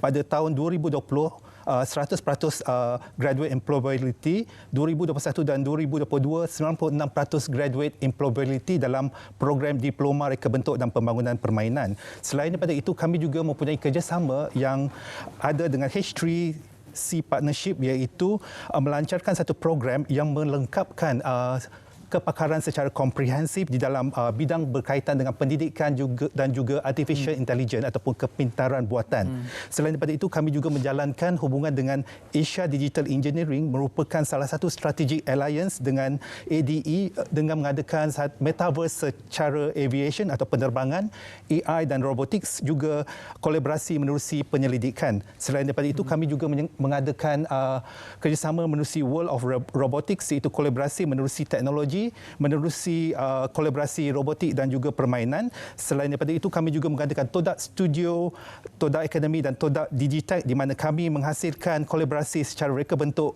permainan, pembangunan games, teknologi, e-sport dan game yang bercorak daripada akademik. Selain daripada itu, UPSI menawarkan program daripada peringkat diploma, degree sarjana juga Dr. Falsafah dalam bidang pendidikan permainan dan gamifikasi. Dari sudut AI, UPSI committed dalam menyediakan bahan bantu mengajar terutamanya kepada para pendidik dalam teknologi berkaitan dengan TVET ini. Okey. Dr. Azlan pula, bagaimana kalau kita lihat perincian yang telah pun dijelaskan oleh Dr. Samsul tadi, banyak kolaborasi dengan pihak luar. Bagaimana di pihak UPSI sendiri untuk memastikan supaya apa sahaja yang dilakukan oleh UPSI boleh memenuhi keperluan pasaran kerja ini, terutamanya dalam bidang TVET? Okey, kalau di UPSI, setiap program yang kita bangunkan, kita tak bangunkan maksudnya melalui kami mesti melibatkan industri. So apa yang dilaksanakan, amalan yang dilaksanakan di UPSI adalah setiap program tu perlu ada penasihat akademik dan juga penasihat industri. Dan penasihat industri ini adalah terdiri daripada pelopor dalam industri yang berkaitan macam yang telah dinyatakan dengan detail oleh Dr. Samsul tadi. Okey, so peranan penasihat industri ini adalah untuk membantu bermula daripada menubuhkan program itu, memantau pelaksanaan dan juga setelah dilaksanakan melaksanakan semakan semula untuk memastikan ia kekal relevan berdasarkan dengan perkembangan terkini di industri dan juga memenuhi keperluan bidang kerjaya. Sebenarnya tadi Dr. Samsul ada menyebut tentang artificial intelligence ataupun kecerdasan buatan. Di UPSI itu adalah antara kursus-kursus yang telah pun ditawarkan. Bagaimana AI ini di UPSI ini mampu untuk memenuhi pasaran kerja yang kita ada di Malaysia berbanding kalau kita lihat pasaran kerja yang memerlukan memerlukan AI ini di luar negara itu lebih besar berbanding dengan Malaysia. Kalau di Malaysia bagaimana? Okey, terima kasih Cik Ridwan di atas pertanyaan tadi. Pada masa sekarang, apa yang saya tahu ialah kerajaan telah berinisiatif mengadakan program seperti Citizen AI for Citizen. Jadi kita semua perlu mendapatkan sijil untuk AI. Adakah Cik Ridwan dah ambil? Sudah. Bagus. Selesai. Alhamdulillah. Kedua-dua sijil itu saya dah selesai. Merah satu, biru satu. Ya, jadi kita sebagai rakyat perlulah peka tentang apa isu-isu semasa seperti AI itu di mana kita perlu menaik tarafkan lagi kemahiran yang sedia ada supaya dia dapat membantu dalam menjalankan dan melaksanakan kerja-kerja seharian. Jadi dari segi ruang lingkup kerja maka terdapat juga potensi di mana kita perlu upskilling, reskilling, skill-skill baru di mana sebagai contohnya AI dalam machine learning di mana dia membantu dengan banyak dari segi efisiensi ramalan, menyediakan data analisis, data raya dan sebagainya. Selain daripada itu, reality augmented reality dalam pendidikan, melatih pendidik mengguna VR dan AR dalam pengalaman pembelajaran yang berguna dalam latihan praktikal, vocational dan juga praktikal. Kerana kita tahu bahawa kadang-kadang mesin TVET ni atau dalam komponen-komponen TVET ni memerlukan skill, kepakaran untuk menggunakan mesin-mesin yang berbahaya dan ataupun lebih mahal. Jadi dengan adanya teknologi digital ini maka taraf pendidikan dapat dipertingkatkan lagi di mana para pelajar boleh melaksanakan pelbagai simulasi di mana dengan simulasi tersebut mereka dapat pendedahan dan juga menaik tarafkan pengalaman pembelajaran mereka. Selain daripada itu, pendidik-pendidik juga akan mendapat banyak peluang dengan pembelajaran alaf baru yang bercorak AI, Artificial Intelligence, Augmented Reality dan Metaverse ini. Ini merupakan satu potensi yang besar seperti yang saya ingin quotekan daripada McKinsey. McKinsey mengatakan Metaverse akan mencapai bisnes akan mencapai sebanyak 5,000 bilion USD pada tahun 2030, manakala generative AI akan mencapai sebanyak 2,600 ke 4,400 bilion dan manakala menurut laporan Statista mengatakan AI akan meningkat kebolehgunaan untuk bisnesnya sebanyak 1.8 trilion pada tahun 2030. Jadi kita lihat sekarang market semua ke arah AI. Kenapa? Kerana dia merupakan generatif dan dia meningkatkan efisiensi, dia menjimatkan masa. Di samping itu kita akan memperolehi idea-idea yang lebih kreatif, yang lebih inovatif. Di samping itu personalization ataupun pembelajaran kediri itu sangat penting di mana kita bukan saja tertumpu saja pada kelas, para pelajar boleh pergi keluar dan juga belajar sendiri pada masa mereka. Sekarang kita ada micro credential, pembelajaran secara micro credential di mana para pelajar boleh belajar pada masa mereka sendiri mengikut kursus AI yang mereka perlukan. Jadi kami di UPSI juga menawarkan kursus-kursus tersebut dan telah dijalankan oleh Meta Business Unit. Kami telah menjalankan baru-baru ini di dalam talian 9 kursus utama yang menaik tarafkan skill orang-orang awam. Jadi kita perlu target orang-orang awam, para pelajar, pendidik dan semuanya supaya kita mampu meningkatkan lagi taraf pendidikan di negara ini. Kalau bercakap tentang metaverse ini panjang ceritanya. Kerana kita tahu Web 3.0 sebenarnya sudah ada tapi kesedaran masyarakat Malaysia, sebentar lagi saya akan tanyakan soalan itu. Tapi kita lihat dahulu kebolehpasaran graduan ini, Dr. Azlan. Dua aspek. Pertama, pasaran untuk graduan TVET itu sendiri. Yang kedua adalah pasaran untuk cikgu ataupun pendidik dalam bidang TVET itu. Bagaimana? Kalau pasaran untuk TVET ni memang kita sedia maklum, negara kita masih lagi kekurangan tenaga-tenaga kerja separa mahir dan juga mahir. So memang dalam bidang TVET ni ada kebolehpasaran yang tinggi, dan di pihak KPT pun mensyaratkan supaya setiap universiti memastikan bahawa kebolehpasaran bagi setiap bidang terutamanya TVET adalah lebih 90%, dan setakat ini alhamdulillah KPT berjaya lah. Dan untuk guru-guru TVET pula, kita memang ada kebolehpasaran peluang untuk kejayaan yang tinggi. Contohnya kalau dalam kolej vocational di Malaysia ada 100 lebih kolej-kolej vocational dalam pelbagai bidang, dan di sekolah pun ada banyak program-program seperti reka bentuk dan teknologi, reka cipta dan sebagainya. So di UPSI setakat ini tak ada masalah untuk kebolehpasaran bagi mereka yang terlibat ataupun mengambil program-program berkaitan dengan pendidikan TVET. Okey, maksudnya itu adalah satu harapan dan juga orang kata peluang cukup cerah dalam bidang TVET di Malaysia. Dr. Samsul, kita sambung sedikit tentang metaverse tadi kan. Web 3.0 orang dah tahu kan, mungkin secara ringkas untuk kita berikan kesedaran tentang pentingnya kita sebagai masyarakat untuk tahu berkenaan dengan metaverse, Web 3.0 selain daripada artificial intelligence ini. Okey, terima kasih Cik Ridwan. Sebenarnya kita tidak boleh lari daripada metaverse dan semua digital teknologi yang lain seperti AI, sebab itu adalah trend sekarang. Maka trend itu akan sentiasa dipertingkatkan sehingga masa depan lah. Jadi maksudnya sekarang ni metaverse tu agak penting dalam dunia pendidikan kita dan juga ruang lingkup kehidupan, di mana dia bukan saja dari segi pembelajaran saja. Mungkin kita akan pergi ke luar, ke pasar raya, ke kios-kios dan sebagainya, di mana menggunakan teknologi metaverse ataupun di tempat-tempat sejarah. Contohnya sekarang saya menjawat jawatan sebagai timbalan pengarah di Institut Peradaban Melayu. Kami cuba meningkatkan taraf digital budaya Melayu itu sendiri, mana kita tahu sesuatu yang lama, sesuatu yang ketinggalan, kita cuba naikkan, upgradekan dan upskillkan dia. Jadi metaverse, di situ kita boleh lihat metaverse itu akan mencapai dan akan dihargai sekiranya didigitalkan. Jadi masyarakat perlulah sedar dan celik bahawa kita perlu peka tentang isu-isu ataupun pendigitalan yang telah dilaksanakan oleh kerajaan Malaysia, di mana itu merupakan hasrat kerajaan. Kalau kita nak panjangkan dia agak kompleks. Tapi kalau dalam metaverse ataupun Web 3.0 ini seperti aplikasi ataupun orang kata perdagangan NFT, non-fungible token, itu adalah salah satu perniagaan yang dilakukan di dalam Web 3.0 ataupun metaverse tersebut. Jadi panjanglah sebenarnya ceritanya. Okey. Untuk kita mengakhiri topik pada kali ini, mungkin Dr. Azlan boleh berikan sedikit harapan daripada pihak PUSI untuk kita mencapai bagaimanakah untuk kita melahirkan pendidik dalam bidang TVET ini. Okey, so sekarang kita berhadapan dengan generasi baru, generasi belia baru yang kita kenali sebagai generasi alfa. Okey, generasi yang lahir selepas tahun 2010. Generasi ini kita sedia maklum dia adalah generasi yang cekap dari segi penggunaan IT, teknologi digital dan sebagainya.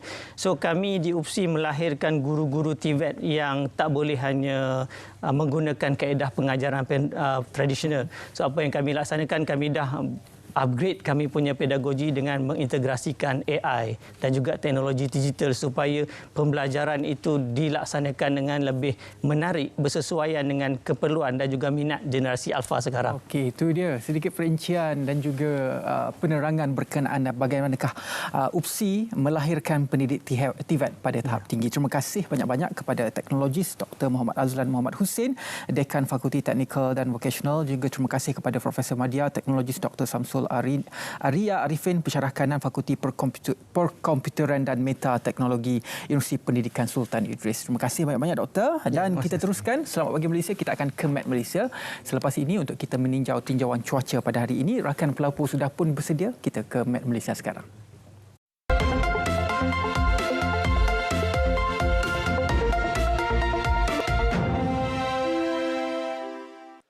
Assalamualaikum dan salam sejahtera. Kita mulakan laporan pada pagi ini dengan melihat keadaan semasa status gelombang haba yang masih lagi melanda negara kita. Baiklah, setakat semalam masih lagi terdapat banyak kawasan di sekitar Semenanjung, terutamanya di sekitar utara Semenanjung yang telah pun diletakkan pada tahap berjaga-jaga, iaitu untuk kawasan-kawasan yang bertanda kuning ini yang telah pun merekodkan suhu maksimum antara 35 hingga 37 darjah Celsius sejak 3 hari yang lepas. Selain itu, terdapat juga satu kawasan di sekitar utara Semenanjung, iaitu di daerah Pokok Sena di Kedah yang telah pun dinaik taraf kepada tahap kedua gelombang haba, iaitu untuk kawasan Pokok Sena yang berwarna jingga ini telah pun merekodkan suhu maksimum melebihi 37 darjah Celsius sejak 3 hari yang lepas. Oleh itu, orang ramai sekali lagi dinasihatkan supaya mengurangkan aktiviti di luar rumah, terutamanya pada waktu tengah hari dan juga pada waktu awal petang. Seterusnya kita lihat pula keadaan cuaca semasa. Imej khemah radar menunjukkan keadaan cuaca seperti yang telah pun disebutkan tadi, agak panas dan juga cerah untuk pagi ini di hampir ke semua negeri di sekitar Semenanjung. Ribut petir dan hujan lebat dilihat hanya berlaku di sekitar kawasan perairan Perak dan juga Selangor ini yang dijangka tidak akan memasuki ke arah negeri-negeri berkenaan. Untuk tinjauan cuaca semasa bagi negeri Sabah dan Sarawak juga melihatkan keadaan cuaca yang cerah dan baik untuk hampir ke semua bahagian di kedua-dua negeri berkenaan. Pada pagi ini, hujan lebat kini hanya berlaku di sekitar kawasan pesisir pantai bahagian Kuching dan juga Mukah di negeri Sarawak ini yang dijangka akan beransur reda menjelang lewat pagi nanti. Untuk tinjauan cuaca sebelah petang ini pula, kita masih menjangkakan ribut petir akan berlaku namun hanya di beberapa kawasan seperti di daerah Pulim Bandar Baharu, di negeri Kedah, di sekitar daerah Seberang Perai, Pulau Pinang, juga di beberapa kawasan di sekitar pedalaman negeri Perak, Pahang, Lembah Kelang dan beberapa daerah di sekitar barat dan selatan Johor seperti di Muar, Batu Pahat, Pontian dan juga Johor Bahru daripada lewat petang sehinggalah ke awal malam. Untuk tinjauan cuaca sebelah petang bagi negeri Sabah dan Sarawak pula, kita menjangkakan ribut petir pada sebelah petang ini akan lebih tertumpu di sekitar kawasan pedalaman Sabah dan juga di sekitar kawasan utara dan tengah Sarawak. Dan ribut petir yang berlaku pada lewat petang nanti untuk kawasan pedalaman Sabah dan juga Sarawak ini boleh berterusan daripada lewat petang sehinggalah ke tengah malam nanti. Baiklah, sekian dahulu info cuaca untuk kali ini. Sebelum berpisah, kita lihat tinjauan cuaca bagi bandar-bandar utama di seluruh negara. Assalamualaikum dan salam Malaysia Madani.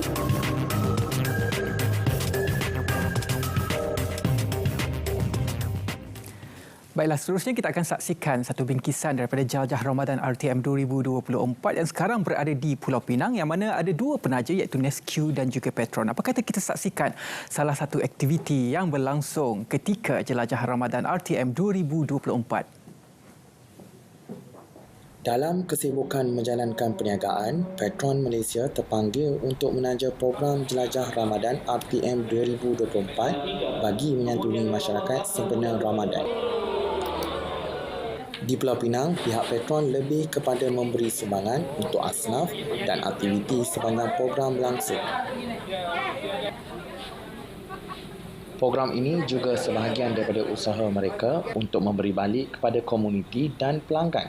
Penyertaan kami juga dalam program Jelajah Ramadan 2024 ini dapat memberikan satu peluang dan satu platform kepada kami untuk bersama-sama dengan masyarakat setempat, ya, masyarakat setempat yang selama ini telah memberikan sokongan kepada brand kami, dan juga ini merupakan satu pengalaman baru buat kami di sinilah. InsyaAllah semua mungkin di lain-lain masa hadapan nanti kita boleh menyertai lebih banyak program-program yang ada. Sementara itu, pelbagai aktiviti dijalankan pihak Petron bagi meraihkan pengunjung yang singgah ke stesen minyak berkenaan. Sempena bulan Ramadan yang mulia ini, kami di Petron, di stesen Petron, kami mengadakan pemberian juadah berbuka kepada pelanggan-pelanggan kami bermula daripada pukul 5 sampailah ke hampir waktu berbuka lah, around 7 o'clock macam tu, kepada semua pelanggan-pelanggan yang datang ke stesen kami. InsyaAllah kami akan sediakan sedikit jamuan lah, sedikit ada yang pack food yang dibawa balik ke rumah. Pada pelanggan-pelanggan kadang-kadang yang tak sempat nak balik berbuka, tak sempat pergi ke bazar Ramadan, so mereka boleh singgah di stesen Petron kita untuk collect the food lah. Turut disampaikan sumbangan berbentuk tonggas dan wang tunai berjumlah RM5,000 yang mana RM4,000 kepada asnaf dan RM1,000 bagi program jelajah Ramadan di Pulau Pinang kepada pihak masjid. Alias Rahim, selamat pagi Malaysia. Aktiviti yang dilakukan ketika jelajah Ramadan RTM 2024 oleh salah satu penaja kita, oleh Petron, dan sebentar saja lagi kita akan saksikan pula aktiviti yang dilakukan oleh salah satu lagi penaja iaitu Nescue Jelajah Ramadan RTM 2024. Dan di studio pada kali ini kami bawakan kepada anda semua tilam herba. Bukan tilam herba tapi bantal herba kali ini. Bersama dengan 2, 4, 6, 7 herba hari ini, dan saya bersama dengan Zaitun Khalid. Zai, apa khabar? Selamat baik. Selamat puasa. Ridwan, apa khabar?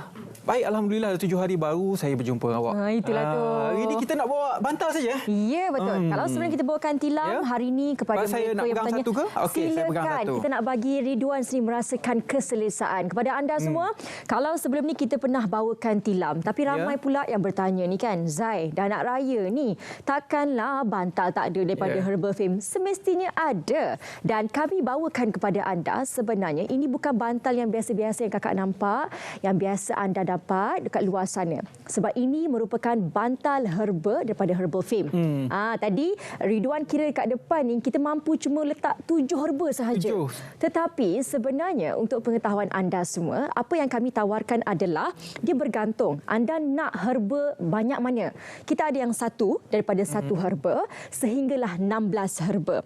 Jadi ini semua anda boleh dapat informasi ataupun maklumat lanjut dengan hanya hubungi ke 0194144288. Saya ulang sekali lagi kakak-kakak, 0194144288. Okey Ridwan, bila kali terakhir Ridwan tukar bantal? Soalan cepu mas. Masih 2 tahun. 2 tahun Lama sangat ke? 2 tahun masih lagi okey Ridwan. Sebab apa? Untuk pengetahuan anda semua, ramai yang tak tahu kan, banyak dekat kalau kita balik kampung biasanya akan ada bantal-bantal busuk. Kan, yang mak-mak sayang nak buang. Tapi sebenarnya kepada mak dekat luar sana, mama, ibu, saya nak bagi tahu bantal kita ni ada tarikh luput di mana maksimum 3 tahun sahaja. Selepas 3 tahun kita disarankan untuk tukar dengan bantal yang baru, di mana kalau biasa kat luar kita dapat bantal yang tak ada herba. Kita tawarkan kepada anda bantal daripada Herbal Fame yang memang ada herba yang kita letakkan. Herba-herba kita letakkan bahagian depan ni, kalau anda nampak ada satu jahitan, okey, di mana inilah tempat yang kita letakkan herba, di mana kita menggunakan herba-herba asas seperti ginseng, daun semambu, kita ada juga aroma-aroma seperti jasmin, melo, kan, dan juga kita ada bunga ros dan ada lada hitam juga. Kenapa penting untuk ada herba-herba ni? Sebab biasa Ridwan, kalau kita tidur ni kan, perasan tak, kadang-kadang tidur ni disebabkan bantal pun boleh kacau kita punya emosi. Bangun pagi rasa macam masih lagi letih, masih lagi tak bertenaga. Kenapa ya? Mungkin disebabkan posisi kepala kita tu dalam keadaan yang tak betul. Ada bantal yang anda mencari adalah bantal orang kata yang terlampau sangat empuk sampai boleh mencecah ke, walaupun kita tidur guna bantal ni, mencecah kadang-kadang sampai ke permukaan. Itulah yang boleh menyebabkan kadang-kadang rasa pening kepala, kadang-kadang rasa sakit tengkuk, kan. Jadi kita berikan kepada anda bantal herba yang sangat-sangat empuk. Okey, Ridwan sinilah bagi rasa macam mana tu bila pegang ni sini. Dia punya rasa empuk dalam aircon yang sangat sejuk ni, dia rasa nyaman. Soalan saya, apakah tips penjagaan bantal supaya ia kekal berada begini? Ini dia. Ramai kan bila kita pakai lama-lama jadi kemik. Okey. Kalau anda perasan, kalau kamera boleh zoom sedikit, Zai nak tunjukkan kepada anda semua, bila kita pegang bantal ni, dia akan kembali kepada bentuk asal. Okey, ada nampak dekat sini. Nampak tak? Yang ini bila kita pegang, maksudnya apa? Dia masih lagi akan memberikan keempukan kepada anda, tapi bila kita bangunkan, dia akan kembali seperti biasa. Untuk menjawab soalan Ridwan tadi, cara untuk penjagaan bantal adalah macam ni. Okey, kakak-kakak mungkin tak tahu kan, hari ini Zai nak berkongsi sedikit kepada anda semua cara penjagaan bantal di mana ni pegang dekat bucu-bucu ni, lepas tu kita macam goncang-goncang sikit lah kan. Alah, kakak biasa buat dekat rumah ni dengan suami, bangun pagi kemas tempat tidur kan. Seperti ini, okey. Dan juga selalulah kan ni kita kat bahagian tepi-tepi ni kita empuk-empukkan dia bagi dia betul-betul, nampak tak? Dia akan kembali kepada posisi yang asal. Ini yang sangat-sangat penting untuk penjagaan bantal, dan Zai nak bagi satu tips kepada anda semua untuk sekurang-kurangnya sebulan tu akak pergilah jemur bantal kita tu kan. Kadang-kadang ada peta-peta dunia, benda-benda tak diingini. Tetapi apa yang menarik adalah disebabkan ini bantal herba, kita berikan kepada anda anti kulat, sebab dia ada daun semambu kan. Daun semambu ni dia berfungsi untuk anti kulat, anti hama, anti bakteria. Sebab itulah penting untuk anda dapatkan bantal yang kami tawarkan. Dan Ridwan, perasan tak kadang-kadang kan ada orang, orang kata dah pakai dah ni kat muka macam-macam, tapi kenapa bangun pagi masih ada rasa macam jerawat kat muka? Itu mungkin disebabkan bantal anda terlalu lama, dah ada kulat, bakteria dan sebagainya. Kadang-kadang sampai bertaik lalat. Jadi apa yang Zai nak maksudkan dekat sini adalah untuk kita menjaga bantal, dan inilah masanya untuk anda bertukar ke bantal herba di mana kami tawarkan kepada anda sehingga 16 herba. Sekarang ni jangan pening-pening, anda boleh WhatsApp kami ataupun miss call. Kita akan bantulah kan bantal mana sebenarnya bersesuaian dengan anda. Berapa harga ni? Harga ni dah semua orang ni. Taklah. Ridwan rasalah kan berapa harga kita nak bagi dekat penonton Selamat Pagi Malaysia. Kalau bantal berkualiti macam ni dalam 70 ke 100 ringgit lah. Biasa memang betul tu Ridwan. Dia bergantung. Tetapi untuk pengetahuan anda semua, anda boleh dapatkan dengan harga serendah RM55. Yang ini anda akan dapat satu herba, dan dia bergantunglah macam Zai bagi tahu tadi. Kalau anda nak sehingga 16 herba, harganya boleh sehingga RM110. Tak cukup dengan tu, kami juga sebenarnya ada menghasilkan juga bantal-bantal yang lebih berkualiti dan kita importkan ke Europe. Ramai sebenarnya yang memberikan feedback sangat-sangat berpuas hati. Tapi kalau kat Europe ni kita tak jual lah dengan harga sama macam anda semua. Kita berikan promosi kepada kakak-kakak. Kita faham ramai poket dah bocor kan. Sebab apa? Anak baru masuk sekolah, kita sambut bulan puasa. Jadi kita nak belanja anda bantal dengan harga serendah RM55 termasuk postage, kita hantarkan ke depan rumah. Orang Sabah Sarawak kalau nak pun boleh juga, tapi harga dia lain sikitlah. Jadi kepada anda dapatkan sekarang, mimpi tak berakhir dengan fame. Apa yang kami tawarkan ni sangat-sangat orang kata istimewa, sebab bantal ni dia boleh mempengaruhi kita punya emosi dan juga kesihatan. Ridwan sendiri pun kan tahu kan, bulan puasa ni kita kadang-kadang tidur 2-3 jam je. Betul. Bangun tu mesti nak rasa bertenaga. Selain daripada tilam, bantal menjadi satu faktor untuk anda mendapatkan tidur yang lena. Ingat, promosi yang kami tawarkan hanya pada hari ini sahaja. Anda tak perlu risau lagi sebab jenama kami, syarikat kami ni dah 28 tahun di pasaran, di mana kita merupakan pakar dalam mengeluarkan alat kelengkapan tidur. Anda nak tilam, anda nak bantal, semua kita sediakan satu set kelengkapan tidur supaya anda mendapatkan lagi hari yang bertenaga. Zai, sekali lagi harga untuk penonton Selamat Pagi Malaysia. Kepada anda semua. Kot ada tawaran istimewa ke? Mestilah ada istimewa Ridwan. Sebab tu Zai ada dekat sini. Kalau anda nampak muka Zai, mesti anda akan dapat dengan harga istimewa di mana kami tawarkan dengan harga serendah RM55. Yang ini untuk satu herba. Kalaulah kata anda nak untuk yang 16 herba kan, tak ada masalah. Yang itu kami tawarkan kepada anda dengan harga sehingga RM110. Macam mana nak pilih Zai? Banyak sangat ni herba ni. Tak apa, anda WhatsApp kami ataupun miss call kami ke 019-4144-288. Kami akan bantu anda memberikan bantal yang mengikut keselesaan anda. Okey, itu dia promosi untuk anda semua kalau anda nak dapatkan bantal herba ini. Ya, betul. Daripada satu herba sampai 16 herba. Jadi harganya berbeza-beza kan, Zai? Berbeza-beza. Bergantung kepada herba lah. Ya. Yang paling penting sekali kepada anda semua, ini yang kami tawarkan. Sekali lagi Zai nak tunjukkan kan, mungkin ada yang bertanya, ke mana herba dia Zai? Okey, yang Zai tunjukkan ni adalah untuk satu herba. Kita ada juga bermacam-macam jenis bantal. Okey, yang dekat atas ni dia ada 16 herba kesemuanya. Anda boleh nampak di mana kalau nak tidur kan, kita macam biasalah kan. Macam saya bagi tahu tadi, anda hanya pegang di antara bucu-bucu tu, dan dekat bahagian tepi ni nampak kita cuma buatlah sikit tepuk-tepuk dia sikit, manja-manja, sehingga nampak tak bentuk dia akan kembali asal. Ini yang saya maksudkan tadi, bila kita baring, bila kita tidur, anda boleh nampak dia akan tenggelam, tetapi kita punya kepala tak akan kena di permukaan dan dia akan kembali kepada bentuk asal. Ini yang kami tawarkan kepada anda. Dapatkan sekarang, jangan lepaskan peluang mimpi tak berakhir dengan fame. Ya, itu dia tawaran khas untuk anda semua untuk dapatkan bantal herba ini bersama dengan Herbal Fame. Terima kasih banyak-banyak, Zai. Terima kasih, Saya terpaksa serahkan bantal ini balik kepada Zai kerana saya masih lagi bertugas untuk selesaikan hingga pukul 10 pagi. Baiklah, kita akan teruskan. Kita akan bersama dengan rakan kami untuk kita mengetahui apakah perkembangan terkini jelajah Ramadan RTM 2024 bersama dengan rakan saya Nur Aini di talian sekarang. Assalamualaikum, Aini. Waalaikumsalam warahmatullahi wabarakatuh. Silakan Aini dengan sedikit perkembangan jelajah Ramadan RTM 2024. Baik, terima kasih untuk Ridwan di Angkasa Puri. Assalamualaikum, selamat pagi. Jelajah Ramadan 2024. Siri 12 terus telah pun berada di negeri Perak yang merupakan negeri terakhir untuk laluan 1, negeri yang ke-6.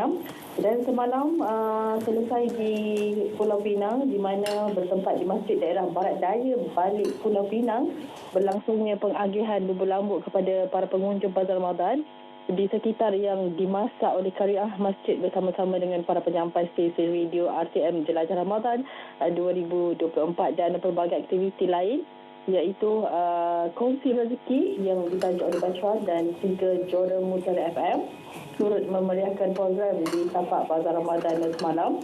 Dan tidak ketinggalan juga golongan asnaf yang diraikan pada Ramadan kali ini sebagai penerima sumbangan zakat dan memenuhi program Jelajah Ramadan 2024 juga. Edisi Pulau Pinang, Tazkirah Ramadan juga turut disampaikan oleh Al-Fadhil Ustaz Muhammad Fazli Alia selaku pengarah Yadim Pulau Pinang dan seterusnya majlis berbuka puasa di Masjid Daerah Barat Daya Pulau Pinang dan turut bersama-sama memeriahkan program Jelajah Ramadan kali ini di Pulau Pinang iaitu Pegawai Daerah Barat Daya dan juga Timbalan Ketua Pengarah Penyiaran Strategik Tuan Nasaruddin. Dan selepas berbuka puasa, kru Jelajah Ramadan terus bergerak ke Ipoh Perak untuk lokasi terakhir di laluan 1 dan untuk di negeri Perak hari ini.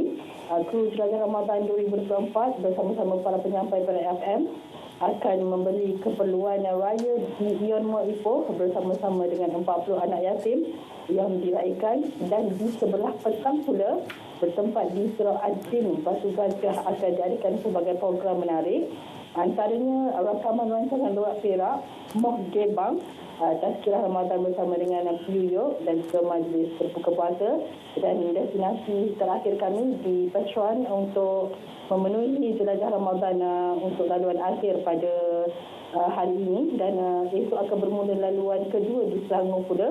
Dan itu antara rangkuman lapor terus untuk lokasi terakhir laluan 1 Jadi saya Aini dan kembali bersama-sama dengan Rakan kita di Angkasa Puri bersama dengan Ridwan.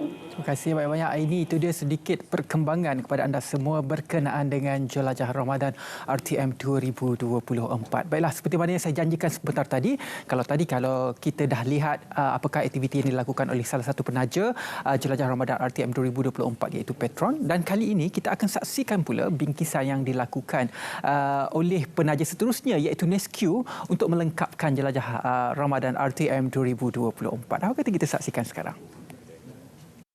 Sudah menjadi kebiasaannya bagi pihak Nescue Resources Malaysia Sdn Berhad atau lebih dikenali sebagai Nescue untuk menjalankan tanggungjawab kepada masyarakat di samping urusan perniagaannya. Pulau Pinang, lokasi kelima Jelajah Ramadan RTM 2024, bakal merancangkan lagi aktiviti tanggungjawab sosial korporat pihaknya. Nescue menyertai program Jelajah Ramadan siri ke-12 tahun 2024 adalah bertujuan untuk mengeratkan lagi silaturahim antara sesama kita dan juga mengambil kesempatan untuk memberi sumbangan kepada golongan asnaf, anak yatim serta ibu-ibu tunggal di negara kita, alhamdulillah.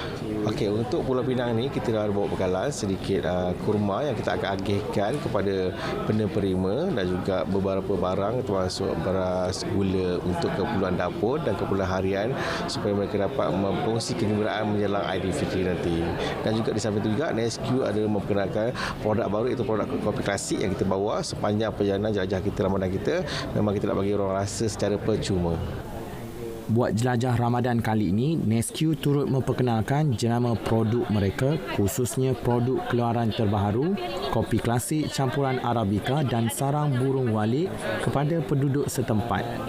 Okey, tujuan Nescue join Jelajah Ramadan untuk siri ke-12 tahun 2024 adalah bertujuan untuk, macam saya beritahu tadi, mengeratkan silaturahim antara sesama kita dan juga memperkenalkan jenama-jenama Nescue ke seluruh pelosok tanah air kita, terutamanya di negara kita Malaysia. Pelibatan mereka sebagai satu penghargaan buat semua pelanggan serta masyarakat setempat di samping berkongsi rezeki sempena bulan Ramadan. Alias Cik Rahim, selamat pagi Malaysia. Puasa-puasa ni kan tak lama lagi nak raya. Saya yakin dan juga pasti ramai semua wanita di luar sana yang ingin menyediakan persiapan untuk hari raya. Jadi hari ini kami bawakan Habib dengan KP Rantaian Kasih mereka untuk kita berkongsi dengan lebih lanjut bersama dengan anda semua hari ini. Bagaimana anda boleh mencantikkan diri anda sewaktu perayaan Hari Raya Aidilfitri nanti. Saya perkenalkan jurucakapnya terlebih dahulu. Tak lain tak bukan Aisyah Cik Man ataupun kita panggil sebagai Kak Echah lah ya. Saya selamat pagi Kak Echah. Selamat salam Ramadan. Ya, salam Ramadan. Pakar barang kemas Habib kita bawakan hari ini untuk berkongsi pada anda berkenaan dengan Habib.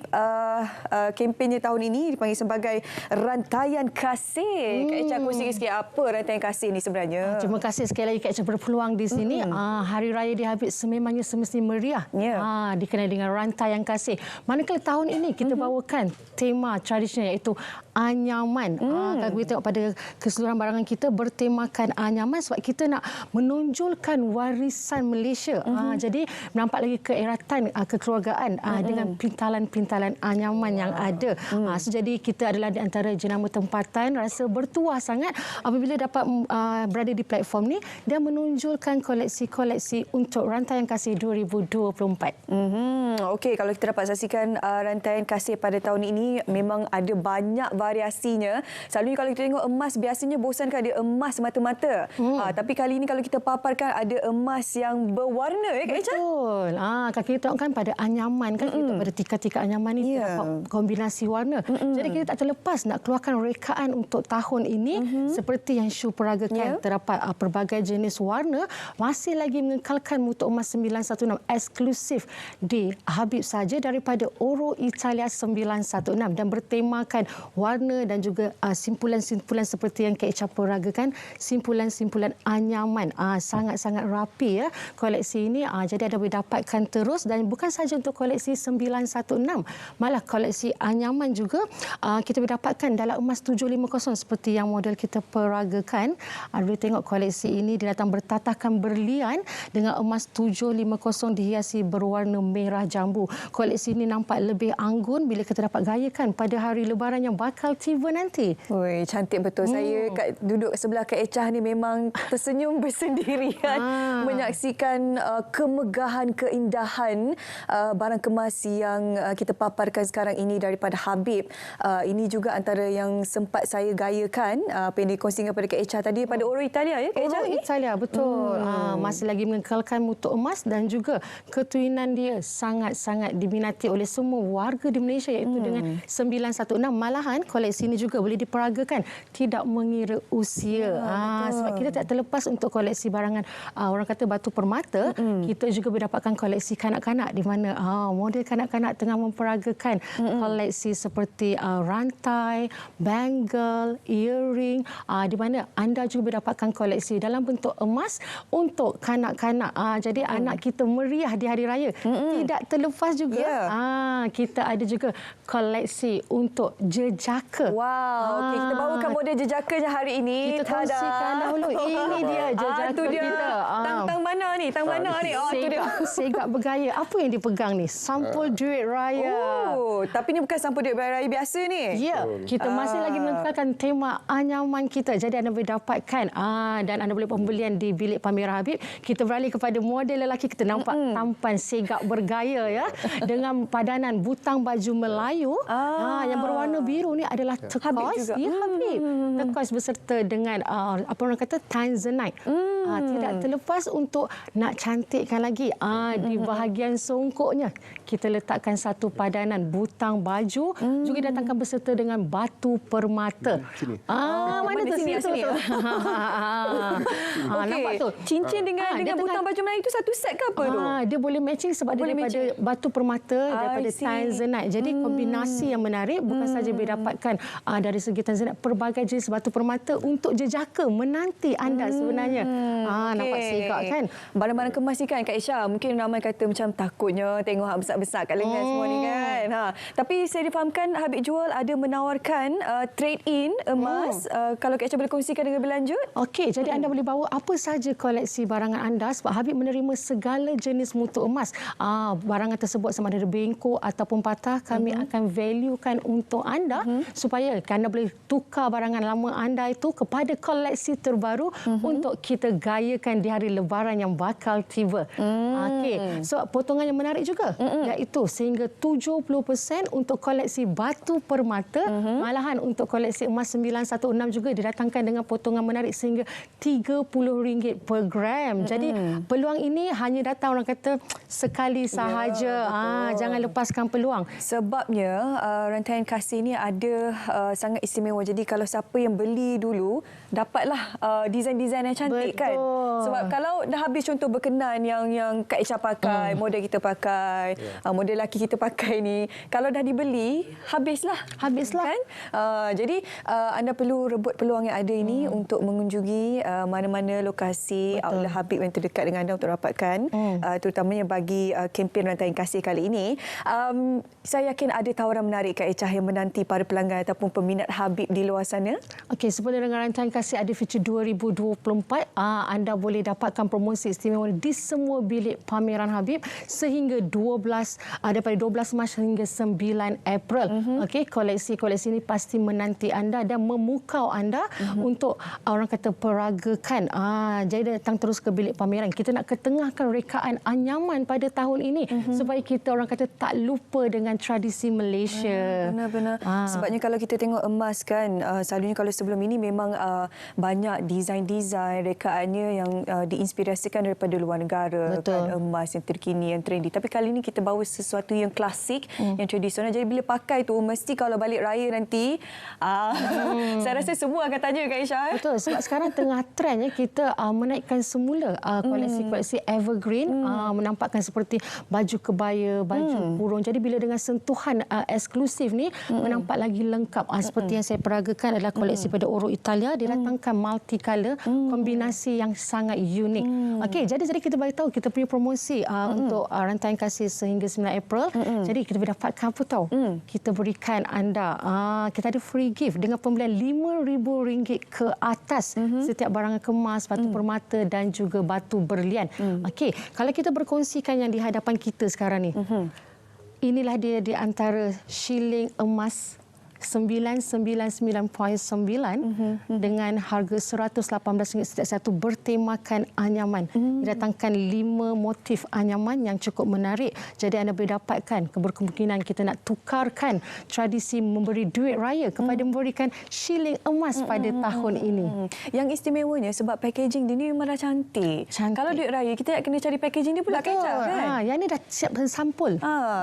Lepas tu kalau kita beli Habib siap ada lagi bagnya eksklusif. Ya, eksklusif untuk rantaian kasih tahun ini. Okey. Ada minimum ke maksimum berapa banyak boleh maklum ni? Ini mampu milik pada pandangan saya ni. Memang saya rasa semua peringkat boleh beli bagi buat hantaran. Betul, boleh juga mas kahwin ke. Mana tahu hari raya nanti ada yang bakal orang kata nak mengeratkan silaturahim. Betul. Okey. Tiada minimum, tiada maksimum. Okey. Berlagi-lagi stok masih ada. Okey. Terhadlah ni ada berapa ni? 1, 2, 3, 4, 5 jenis saja. 5 motif anyaman kita keluarkan tahun ini dengan seperti kelarai mata bilis, kelarai bunga api. Jadi koleksi-koleksi ini boleh dapatkan sama ada nak beli satu ataupun dengan packaging khas ini yang mendapatkan satu set. Oh, kalau maksudnya kalau beli 5 semua dapat packaging khas ni ya. Betul lah. Lagi eksklusif ni kalau mak-mak dapat ni senyum sampai telinga. Dia puji anak tu sampai bila-bila dia kata anak aku bagi emas Habib. Okey, dengan harga yang mampu milik ni anda boleh dapatkan di mana lokasi-lokasi yang ialah para penonton kita boleh kunjungi untuk mendapatkan emas-emas Habib Jewel. Okey, anda boleh berkunjung ke semua bilik pameran Habib di seluruh Malaysia untuk dapatkan harga potongan istimewa serta harga menarik ini menanti anda sehingga 9 April saja. Tidak terlepas untuk dapatkan paper bag eksklusif, duit shilling emas dan juga potongan menarik seperti 70% untuk barangan batu permata dan juga batu berlian. Jangan ketinggalan, anda dan seisi keluarga dijemput untuk datang ke sana dan bersiap sedia untuk persiapan hari raya yang bakal tiba nanti. Betul. Orang kata bukanlah kita nak menghilangkan nikmat Ramadan kita dalam memikirkan raya, tapi persiapan tu perlu ada Kak Echa ya. Jadi promosi-promosi yang menarik ini anda perlu dapatkan dengan segera. Boleh kunjungi outlet-outlet Habib yang berdekatan dengan anda untuk mendapatkan segala jenis emas, terutama kempen rantaian kasih baru daripada Habib Jewel. Terima kasih Kak Echa, terima kasih para model-model kita, lelaki dan juga wanita dan juga adik di hujung sana yang memperagakan rantai dan juga gelang. Memang cantik, comel je ada dekat leher ditukar tergantung satu loket rantai berbentuk bunga. Okey, adik lambai sikit kamera adik. Adik ni malulah. Yang penting rantai tu dek. Kak suka. Jadi nikmatilah tawaran istimewa sebenarnya rantaian kasih ya. Menjelang Syawal kita sinarkan Syawal kita dengan koleksi barangan daripada Habib Jewel rantaian kasih. Terima kasih Kak Echa sekali lagi. Terima kasih semuanya terus kita hari ini untuk berkongsi berkenaan dengan emas Habib. Seterusnya kami nak bawa anda ke Cerita Pagi Terengganu untuk kita berkongsi berkenaan dengan satu cerita pagi berkenaan dengan Fama daripada Taufik Adnan. Silakan.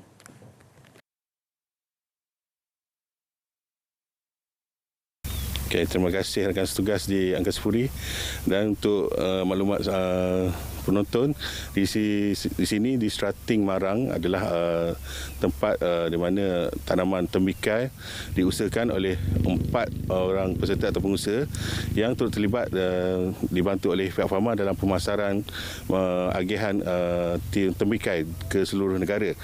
Dan pada kali ini bersama saya pengarah Fama Negeri Encik Muhammad Fadli Hassan yang untuk sama datang meninjau tembikai ini yang diangkut dan dibawa ke beberapa tempat dan kita akan tanya beliau sendiri bagaimana kaedah-kaedah yang dilakukan oleh pihak Fama. Okey, baiklah Encik Muhammad Fadli, mungkin tuan boleh cakap sikit tentang mengenai peranan Fama untuk pada minggu ni. Dikatakan 2 minggu ni adalah hasil tuayang daripada Strating sini. Okay, Assalamualaikum warahmatullahi wabarakatuh. Hari ini kita buat belian tembikai seedless di TKPN Strating Marang dengan keluasan TKPN ini lebih kurang dalam 297 hektar dan di mana pengusaha terlibat adalah seramai 48 orang dan melibatkan 264 tanaman yang diusahakan. Di sini seramai 4 orang peserta yang terlibat dalam Peserta lah dah kontrak. Hari ini kita buat belian anggaran lebih kurang dalam 30 metrik tan untuk pasaran ke wilayah wilayah tengah lah di Kuala Lumpur untuk makluman, dan hari ini kita akan buat belian dengan harga RM80 di peringkat ladan. Okey, dan dijangka pengeluaran ni berterusan sehingga 2 minggu. Besok kita akan juga buat belian di sekitar TKPN ni juga melibatkan lebih kurang dalam 30 hingga 40 metrik tan. Dan juga kalau ikut selain pada starting sini ni, ada beberapa tempat lagi di Terengganu ni yang turut dibantu oleh pihak Fama dalam pemasaran tembikai ni. Boleh Tuan Cik Fadli cerita sikit? Okey, selain di TKPN Serating ni, kita ada juga di kawasan projek berkelompok di RU 10 dan di kawasan Nyatuh, Kampung Nyatuh. Di situ kita melibatkan lebih kurang seramai 15 orang peserta, melibatkan anggaran hasil di kawasan tersebut sebanyak 500 metrik tan, dan dijangka pengeluaran dia hujung bulan puasa dan awal hari raya nantilah, yang melibatkan lebih kurang dalam 30 hektar. Bermaknanya Fama merancang supaya pengeluaran ni tidak serentak bagi mengelakkan lebihan buah-buahan tersebut, buahan tembikai. So Fama merancang supaya kawasan TKPN Serating ni keluaran pertama dan peringkat pertengahan di kawasan RU 10 dan seterusnya di kawasan Nyatuh lah, Kampung Nyatuh disetiu, dan dengan anggaran disetiu saja lebih kurang dalam 500 metrik tan, dan jangkaan harga kita tak dapat gambaran awal lagi berkaitan dengan harga. Kemungkinan saya jangka tak akan bawah daripada RM1 lah 1 kilo. Maknanya dalam tempoh 2 minggu ni Fama akan agihkan ke satu tempat lah. Okey, untuk agihan ni kita dah ada permintaan di Lembah Kelan, Johor Bahru, Ipoh, Perak dan juga Pulau Pinang. InsyaAllah bekalan untuk musim Ramadan ni memang tak cukup untuk permintaan. Walau bagaimanapun Fama telah cuba mengatur pasaran di negeri Terengganu sendiri juga untuk pasaran tempatan, dan lebihan tu kita akan agihkan di pasaran Kuala Lumpur, Lembah Kelan, Johor Bahru, Perak, Ipoh dan Pulau Pinang. Okey, terima kasih Cik Muhammad Fadli. Okey, begitulah sedikit pada pengarah Fama sendiri mengenaan agihan tembikai ini ke satu beberapa tempat, dan bagi mereka yang ingin merasai tembikai Terengganu bolehlah pergi ke tempat-tempat pasaran tempat itu, dan Fama sendiri merupakan tembikai ini. Okey, di Serating Amarang, sama kembali ke rakus tugas di Angkasa Puri. Terima kasih banyak-banyak Taufik. Cerita pagi dari negeri Terengganu, bukan sahaja di Terengganu tembikai ini popular, malah seluruh Malaysia. Kalau di bazar Ramadan pun pasti ada tembikai ini sebagai pemanis mulut. Jadi hari ini kita nak berkongsi kepada anda semua tentang satu pakej khas berkenaan dengan buffet Ramadan. Jadi hari ini saya sangat berbesar hati untuk kita berkongsi kepada anda semua berkenaan dengan selera kampung buffet di Glenmarie. Hari ini dua chef saya bawakan kepada anda semua. Pertama, kita ada Chef Fazil Arshad iaitu Executive Chef, dan kita ada Chef Muhammad Hanif Ahmad Sukri iaitu Senior Sous Chef. Yes, betul lah? Sebutannya. Kedua-duanya datang daripada Glenmarie Hotel dan juga Golf Resort untuk mempromosikan buffet Ramadan di Hotel Glenmarie Hotel dan juga Golf Resort. Baiklah, kita mulakan dengan Chef Fazil. Mungkin boleh kongsikan latar belakang berkenaan dengan buffet yang ditawarkan di Glenmarie pada tahun ini. Buffet ditawarkan untuk Glenmarie tahun ini bertemakan masakan ala kampung. Kita panggil dia selera kampung. So selera kampung ni masih lagi popular untuk di kalangan untuk orang untuk berpuasa kan. So jadi untuk pilihan kali ini kita ada 380 jenis masakan. So masakan kampungnya, not only kampung, kita ada juga buffet international, ada Japanese, ada Chinese, ada Indian food also. Dan also bertemakan kampung, kita ada juga kuih-kuih muih. So dan Soalan untuk boleh sambungkan lagi? Okay. Kita masakan kita menyediakan masakan kampung. Pasal kita rendang tok, kita ada menyediakan sotong sumbat masak lemak, lepas tu daging tete, asam pedas. Lepas tu kita buat kuih muih beraneka tradisional. Lepas tu kita akan menyediakan seekor lamb, whole lamb untuk untuk menyediakan whole lamb panggang Arabic. Kita sediakan nasi biryani sekali. Kambing golek lah. Itu antara menu yang popular lah, kambing golek ya. Kalau sehari biasanya berapa ekor? 14 stall kita menyediakan. Steamboat, kita ada lok-lok, pani puri, goreng-goreng, pembalik, street food. Apa yang ada dekat street food semula kita buat tahun ni. Roti john semua. Dari segi dewannya sebesar mana untuk memuatkan kapasiti berapa orang? Okey, kapasiti boleh masuk 800. Untuk coffee house bukan kite restaurant, kita ada di dalam, ada di luar. Di luar so kita ada buka close dengan poolside area. So nice view, cantik tempat dia untuk buka puasa. So para pelanggan also kita ada juga Ghazal persembahan malam, Ghazal start 7 malam sehingga 9:30 malam persembahan Ghazal. Dan pada masa yang sama juga kita ada Japanese restaurant untuk menghidangkan makanan Jepun. Untuk siapa yang nak membuka puasa, nak merasakan makanan Japanese, so kita ada di Glenberry. Right.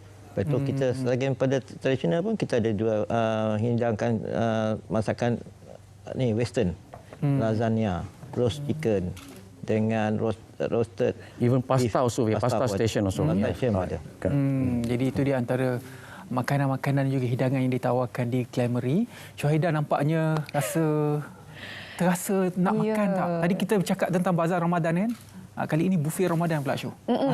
Saya itulah bila menyaksikan segala visual ni kan. Masalahnya baru pukul berapa ni? Pukul 9.48. Pukul 10 pun belum lagi kan. Dah terliur kan tengok buffet Ramadan daripada Glenberry ni kan. Selalunya setiap tahun mesti akan ada buffet-buffet macam ni, Chef kan. Betul. Cumanya tahun ini bagaimana setakat 6 hari berpuasa ini respon daripada pengunjung, pelanggan? Sambutan sangat menggalakkan. Daripada hari pertama saya rasa lebih kurang kita dapat 150 pelanggan. Hari kedua pun dalam 150. So hari ketiga dah 200 ke 300. So daripada semalam pun dah 400 customer. So esok kita ada 500 booking, 600, 700. So throughout sampai end Ramadan sampai raya kita full house. So untuk kali ini untuk para pelanggan untuk membuat booking boleh menghubungi nombor 012 3999 092 atau 03 780 5200. Dan juga kita ada email ramadan@glamoury.com.my or visit our website www.glamoury.com. Also Facebook, Instagram @Glamoury Hotel. Chef Hanif, mungkin setiap hari adakah hidangan 380 hidangan yang sama ataupun ada hari-hari yang istimewa yang disediakan oleh chef-chef di sana? Okey, hidangan hari-hari kita bertukar. Kita bertukar daripada kita tak ada sama. Nanti nampak jemu untuk pelanggan. Macam kita ada kerabu pun 40 jenis kerabu. Dengan ni daripada kerabu perut, dari kerabu daging, macam kerabu kita ada untuk ni menaikkan selera pelanggan kita. Lepas tu kuih-muih pun kita bersama, kita lebih banyak tradisional punya kuih-muih kita akan menyediakan. Esok kita ada CSR untuk ni, untuk KLFM dengan Klasik FM.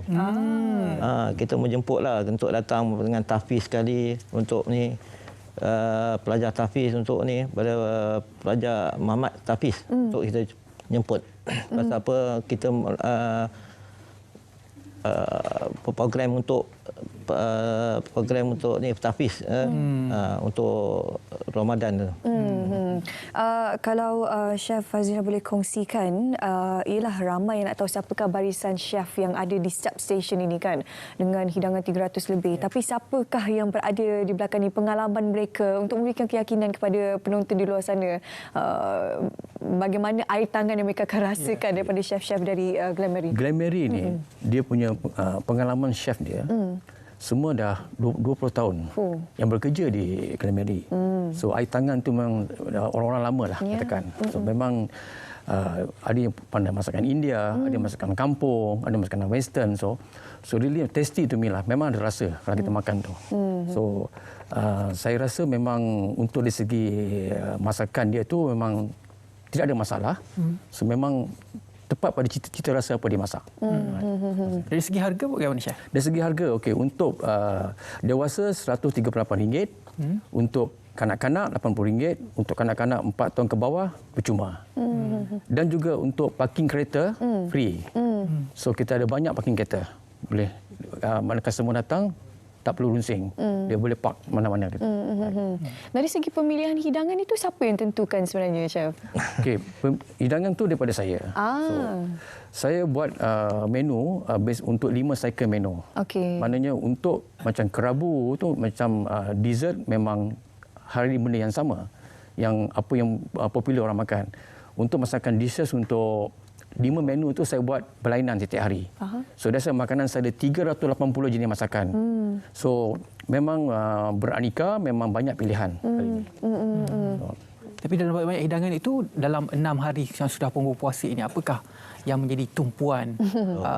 Pasti ada. Pasti ada, betul. Orang kata killer menu lah. Lamb. Lamb kita. Lamb. Kalau seko macam 200 pack tu seko memang tak tak cukup. Kurang-kurang 2 ekor setengah masa tu kita jual. Tapi lamb tu memang setiap hari akan ada. Itu kila kita lah pasal untuk stall kita.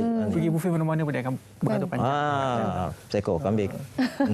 Okey, ialah bila cerita berkenaan dengan bazar ni kan, bazar pula.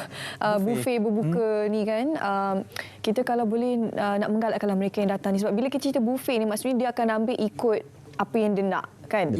Jadi bila dia ikut apa dia nak ni, puasa-puasa ni pasal dah berjam-jam tak makan tak minum, dia punya gairah tu, nafsu dia tu, mata dia tu akan nak ambil semualah kan. Walaupun perutnya Jadi mungkin galakkan sedikit daripada chef kan. Saya punya pandangan buffet ni nak makan dia banyak sangat pilihan. So tak payah kelang kabut, tak payah macam berebut-rebut. So banyak pilihan. Ambil sikit-sikit dulu. Daripada kerabu ataupun tak makan kerabu, ambil makanan yang macam biasa pun jangan terlalu banyak. So mungkin boleh pergi sembahyang lepas tu dulu, okey bersama makan balik. Tip dia. Memang banyak, tak payah macam kita rasa runsing, mungkin makanan tak cukup lah. kita sediakan makanan. Okey, chef ada sebut tentang kemudahan surau sembahyang tadi. Bagaimana dari segi lokasi dan kemudahan? Ini sangat sensitif lah untuk orang berbuka puasa ni kan. Ya, kita ada surau. So surau dia selesa untuk sembahyang. So surau dia tingkat 1. Dia ground floor dekat Glameri di atas. Untuk perempuan dan lelaki pun kita ada di situ. Okey, ialah bila kita nak cerita berkenaan buffet ni, kalau daripada pandangan chef sendiri, what's your most favourite dishes dekat buffet? Kira chef personal favourite. So bila orang datang ni macam, oh ni hari tu ada dengar kat TV dia kata ni sedap ni. Sebab jarang kita bawakan chef. Okey, untuk makan air tangan saya lah contoh. Rendang tok dengan sotong sumbat masak lemak. Very special daripada Jan. Hari-hari kena masak. Hari-hari menu lama tu nak buat 5 rotation menu untuk kita hidangkan pada tetamu. Kalau contohlah makanan buffet itu tak habis ke kan, apa yang dilaksanakan oleh pihak hotel? Makanan-makanan yang tak habis dari segi perancangannya bagaimana? Kita bagi untuk supper, untuk staf makan, untuk malam. Jadi every day macam tu kita buat. Kita tak digalakkan simpan untuk tetamu esok nanti sakit.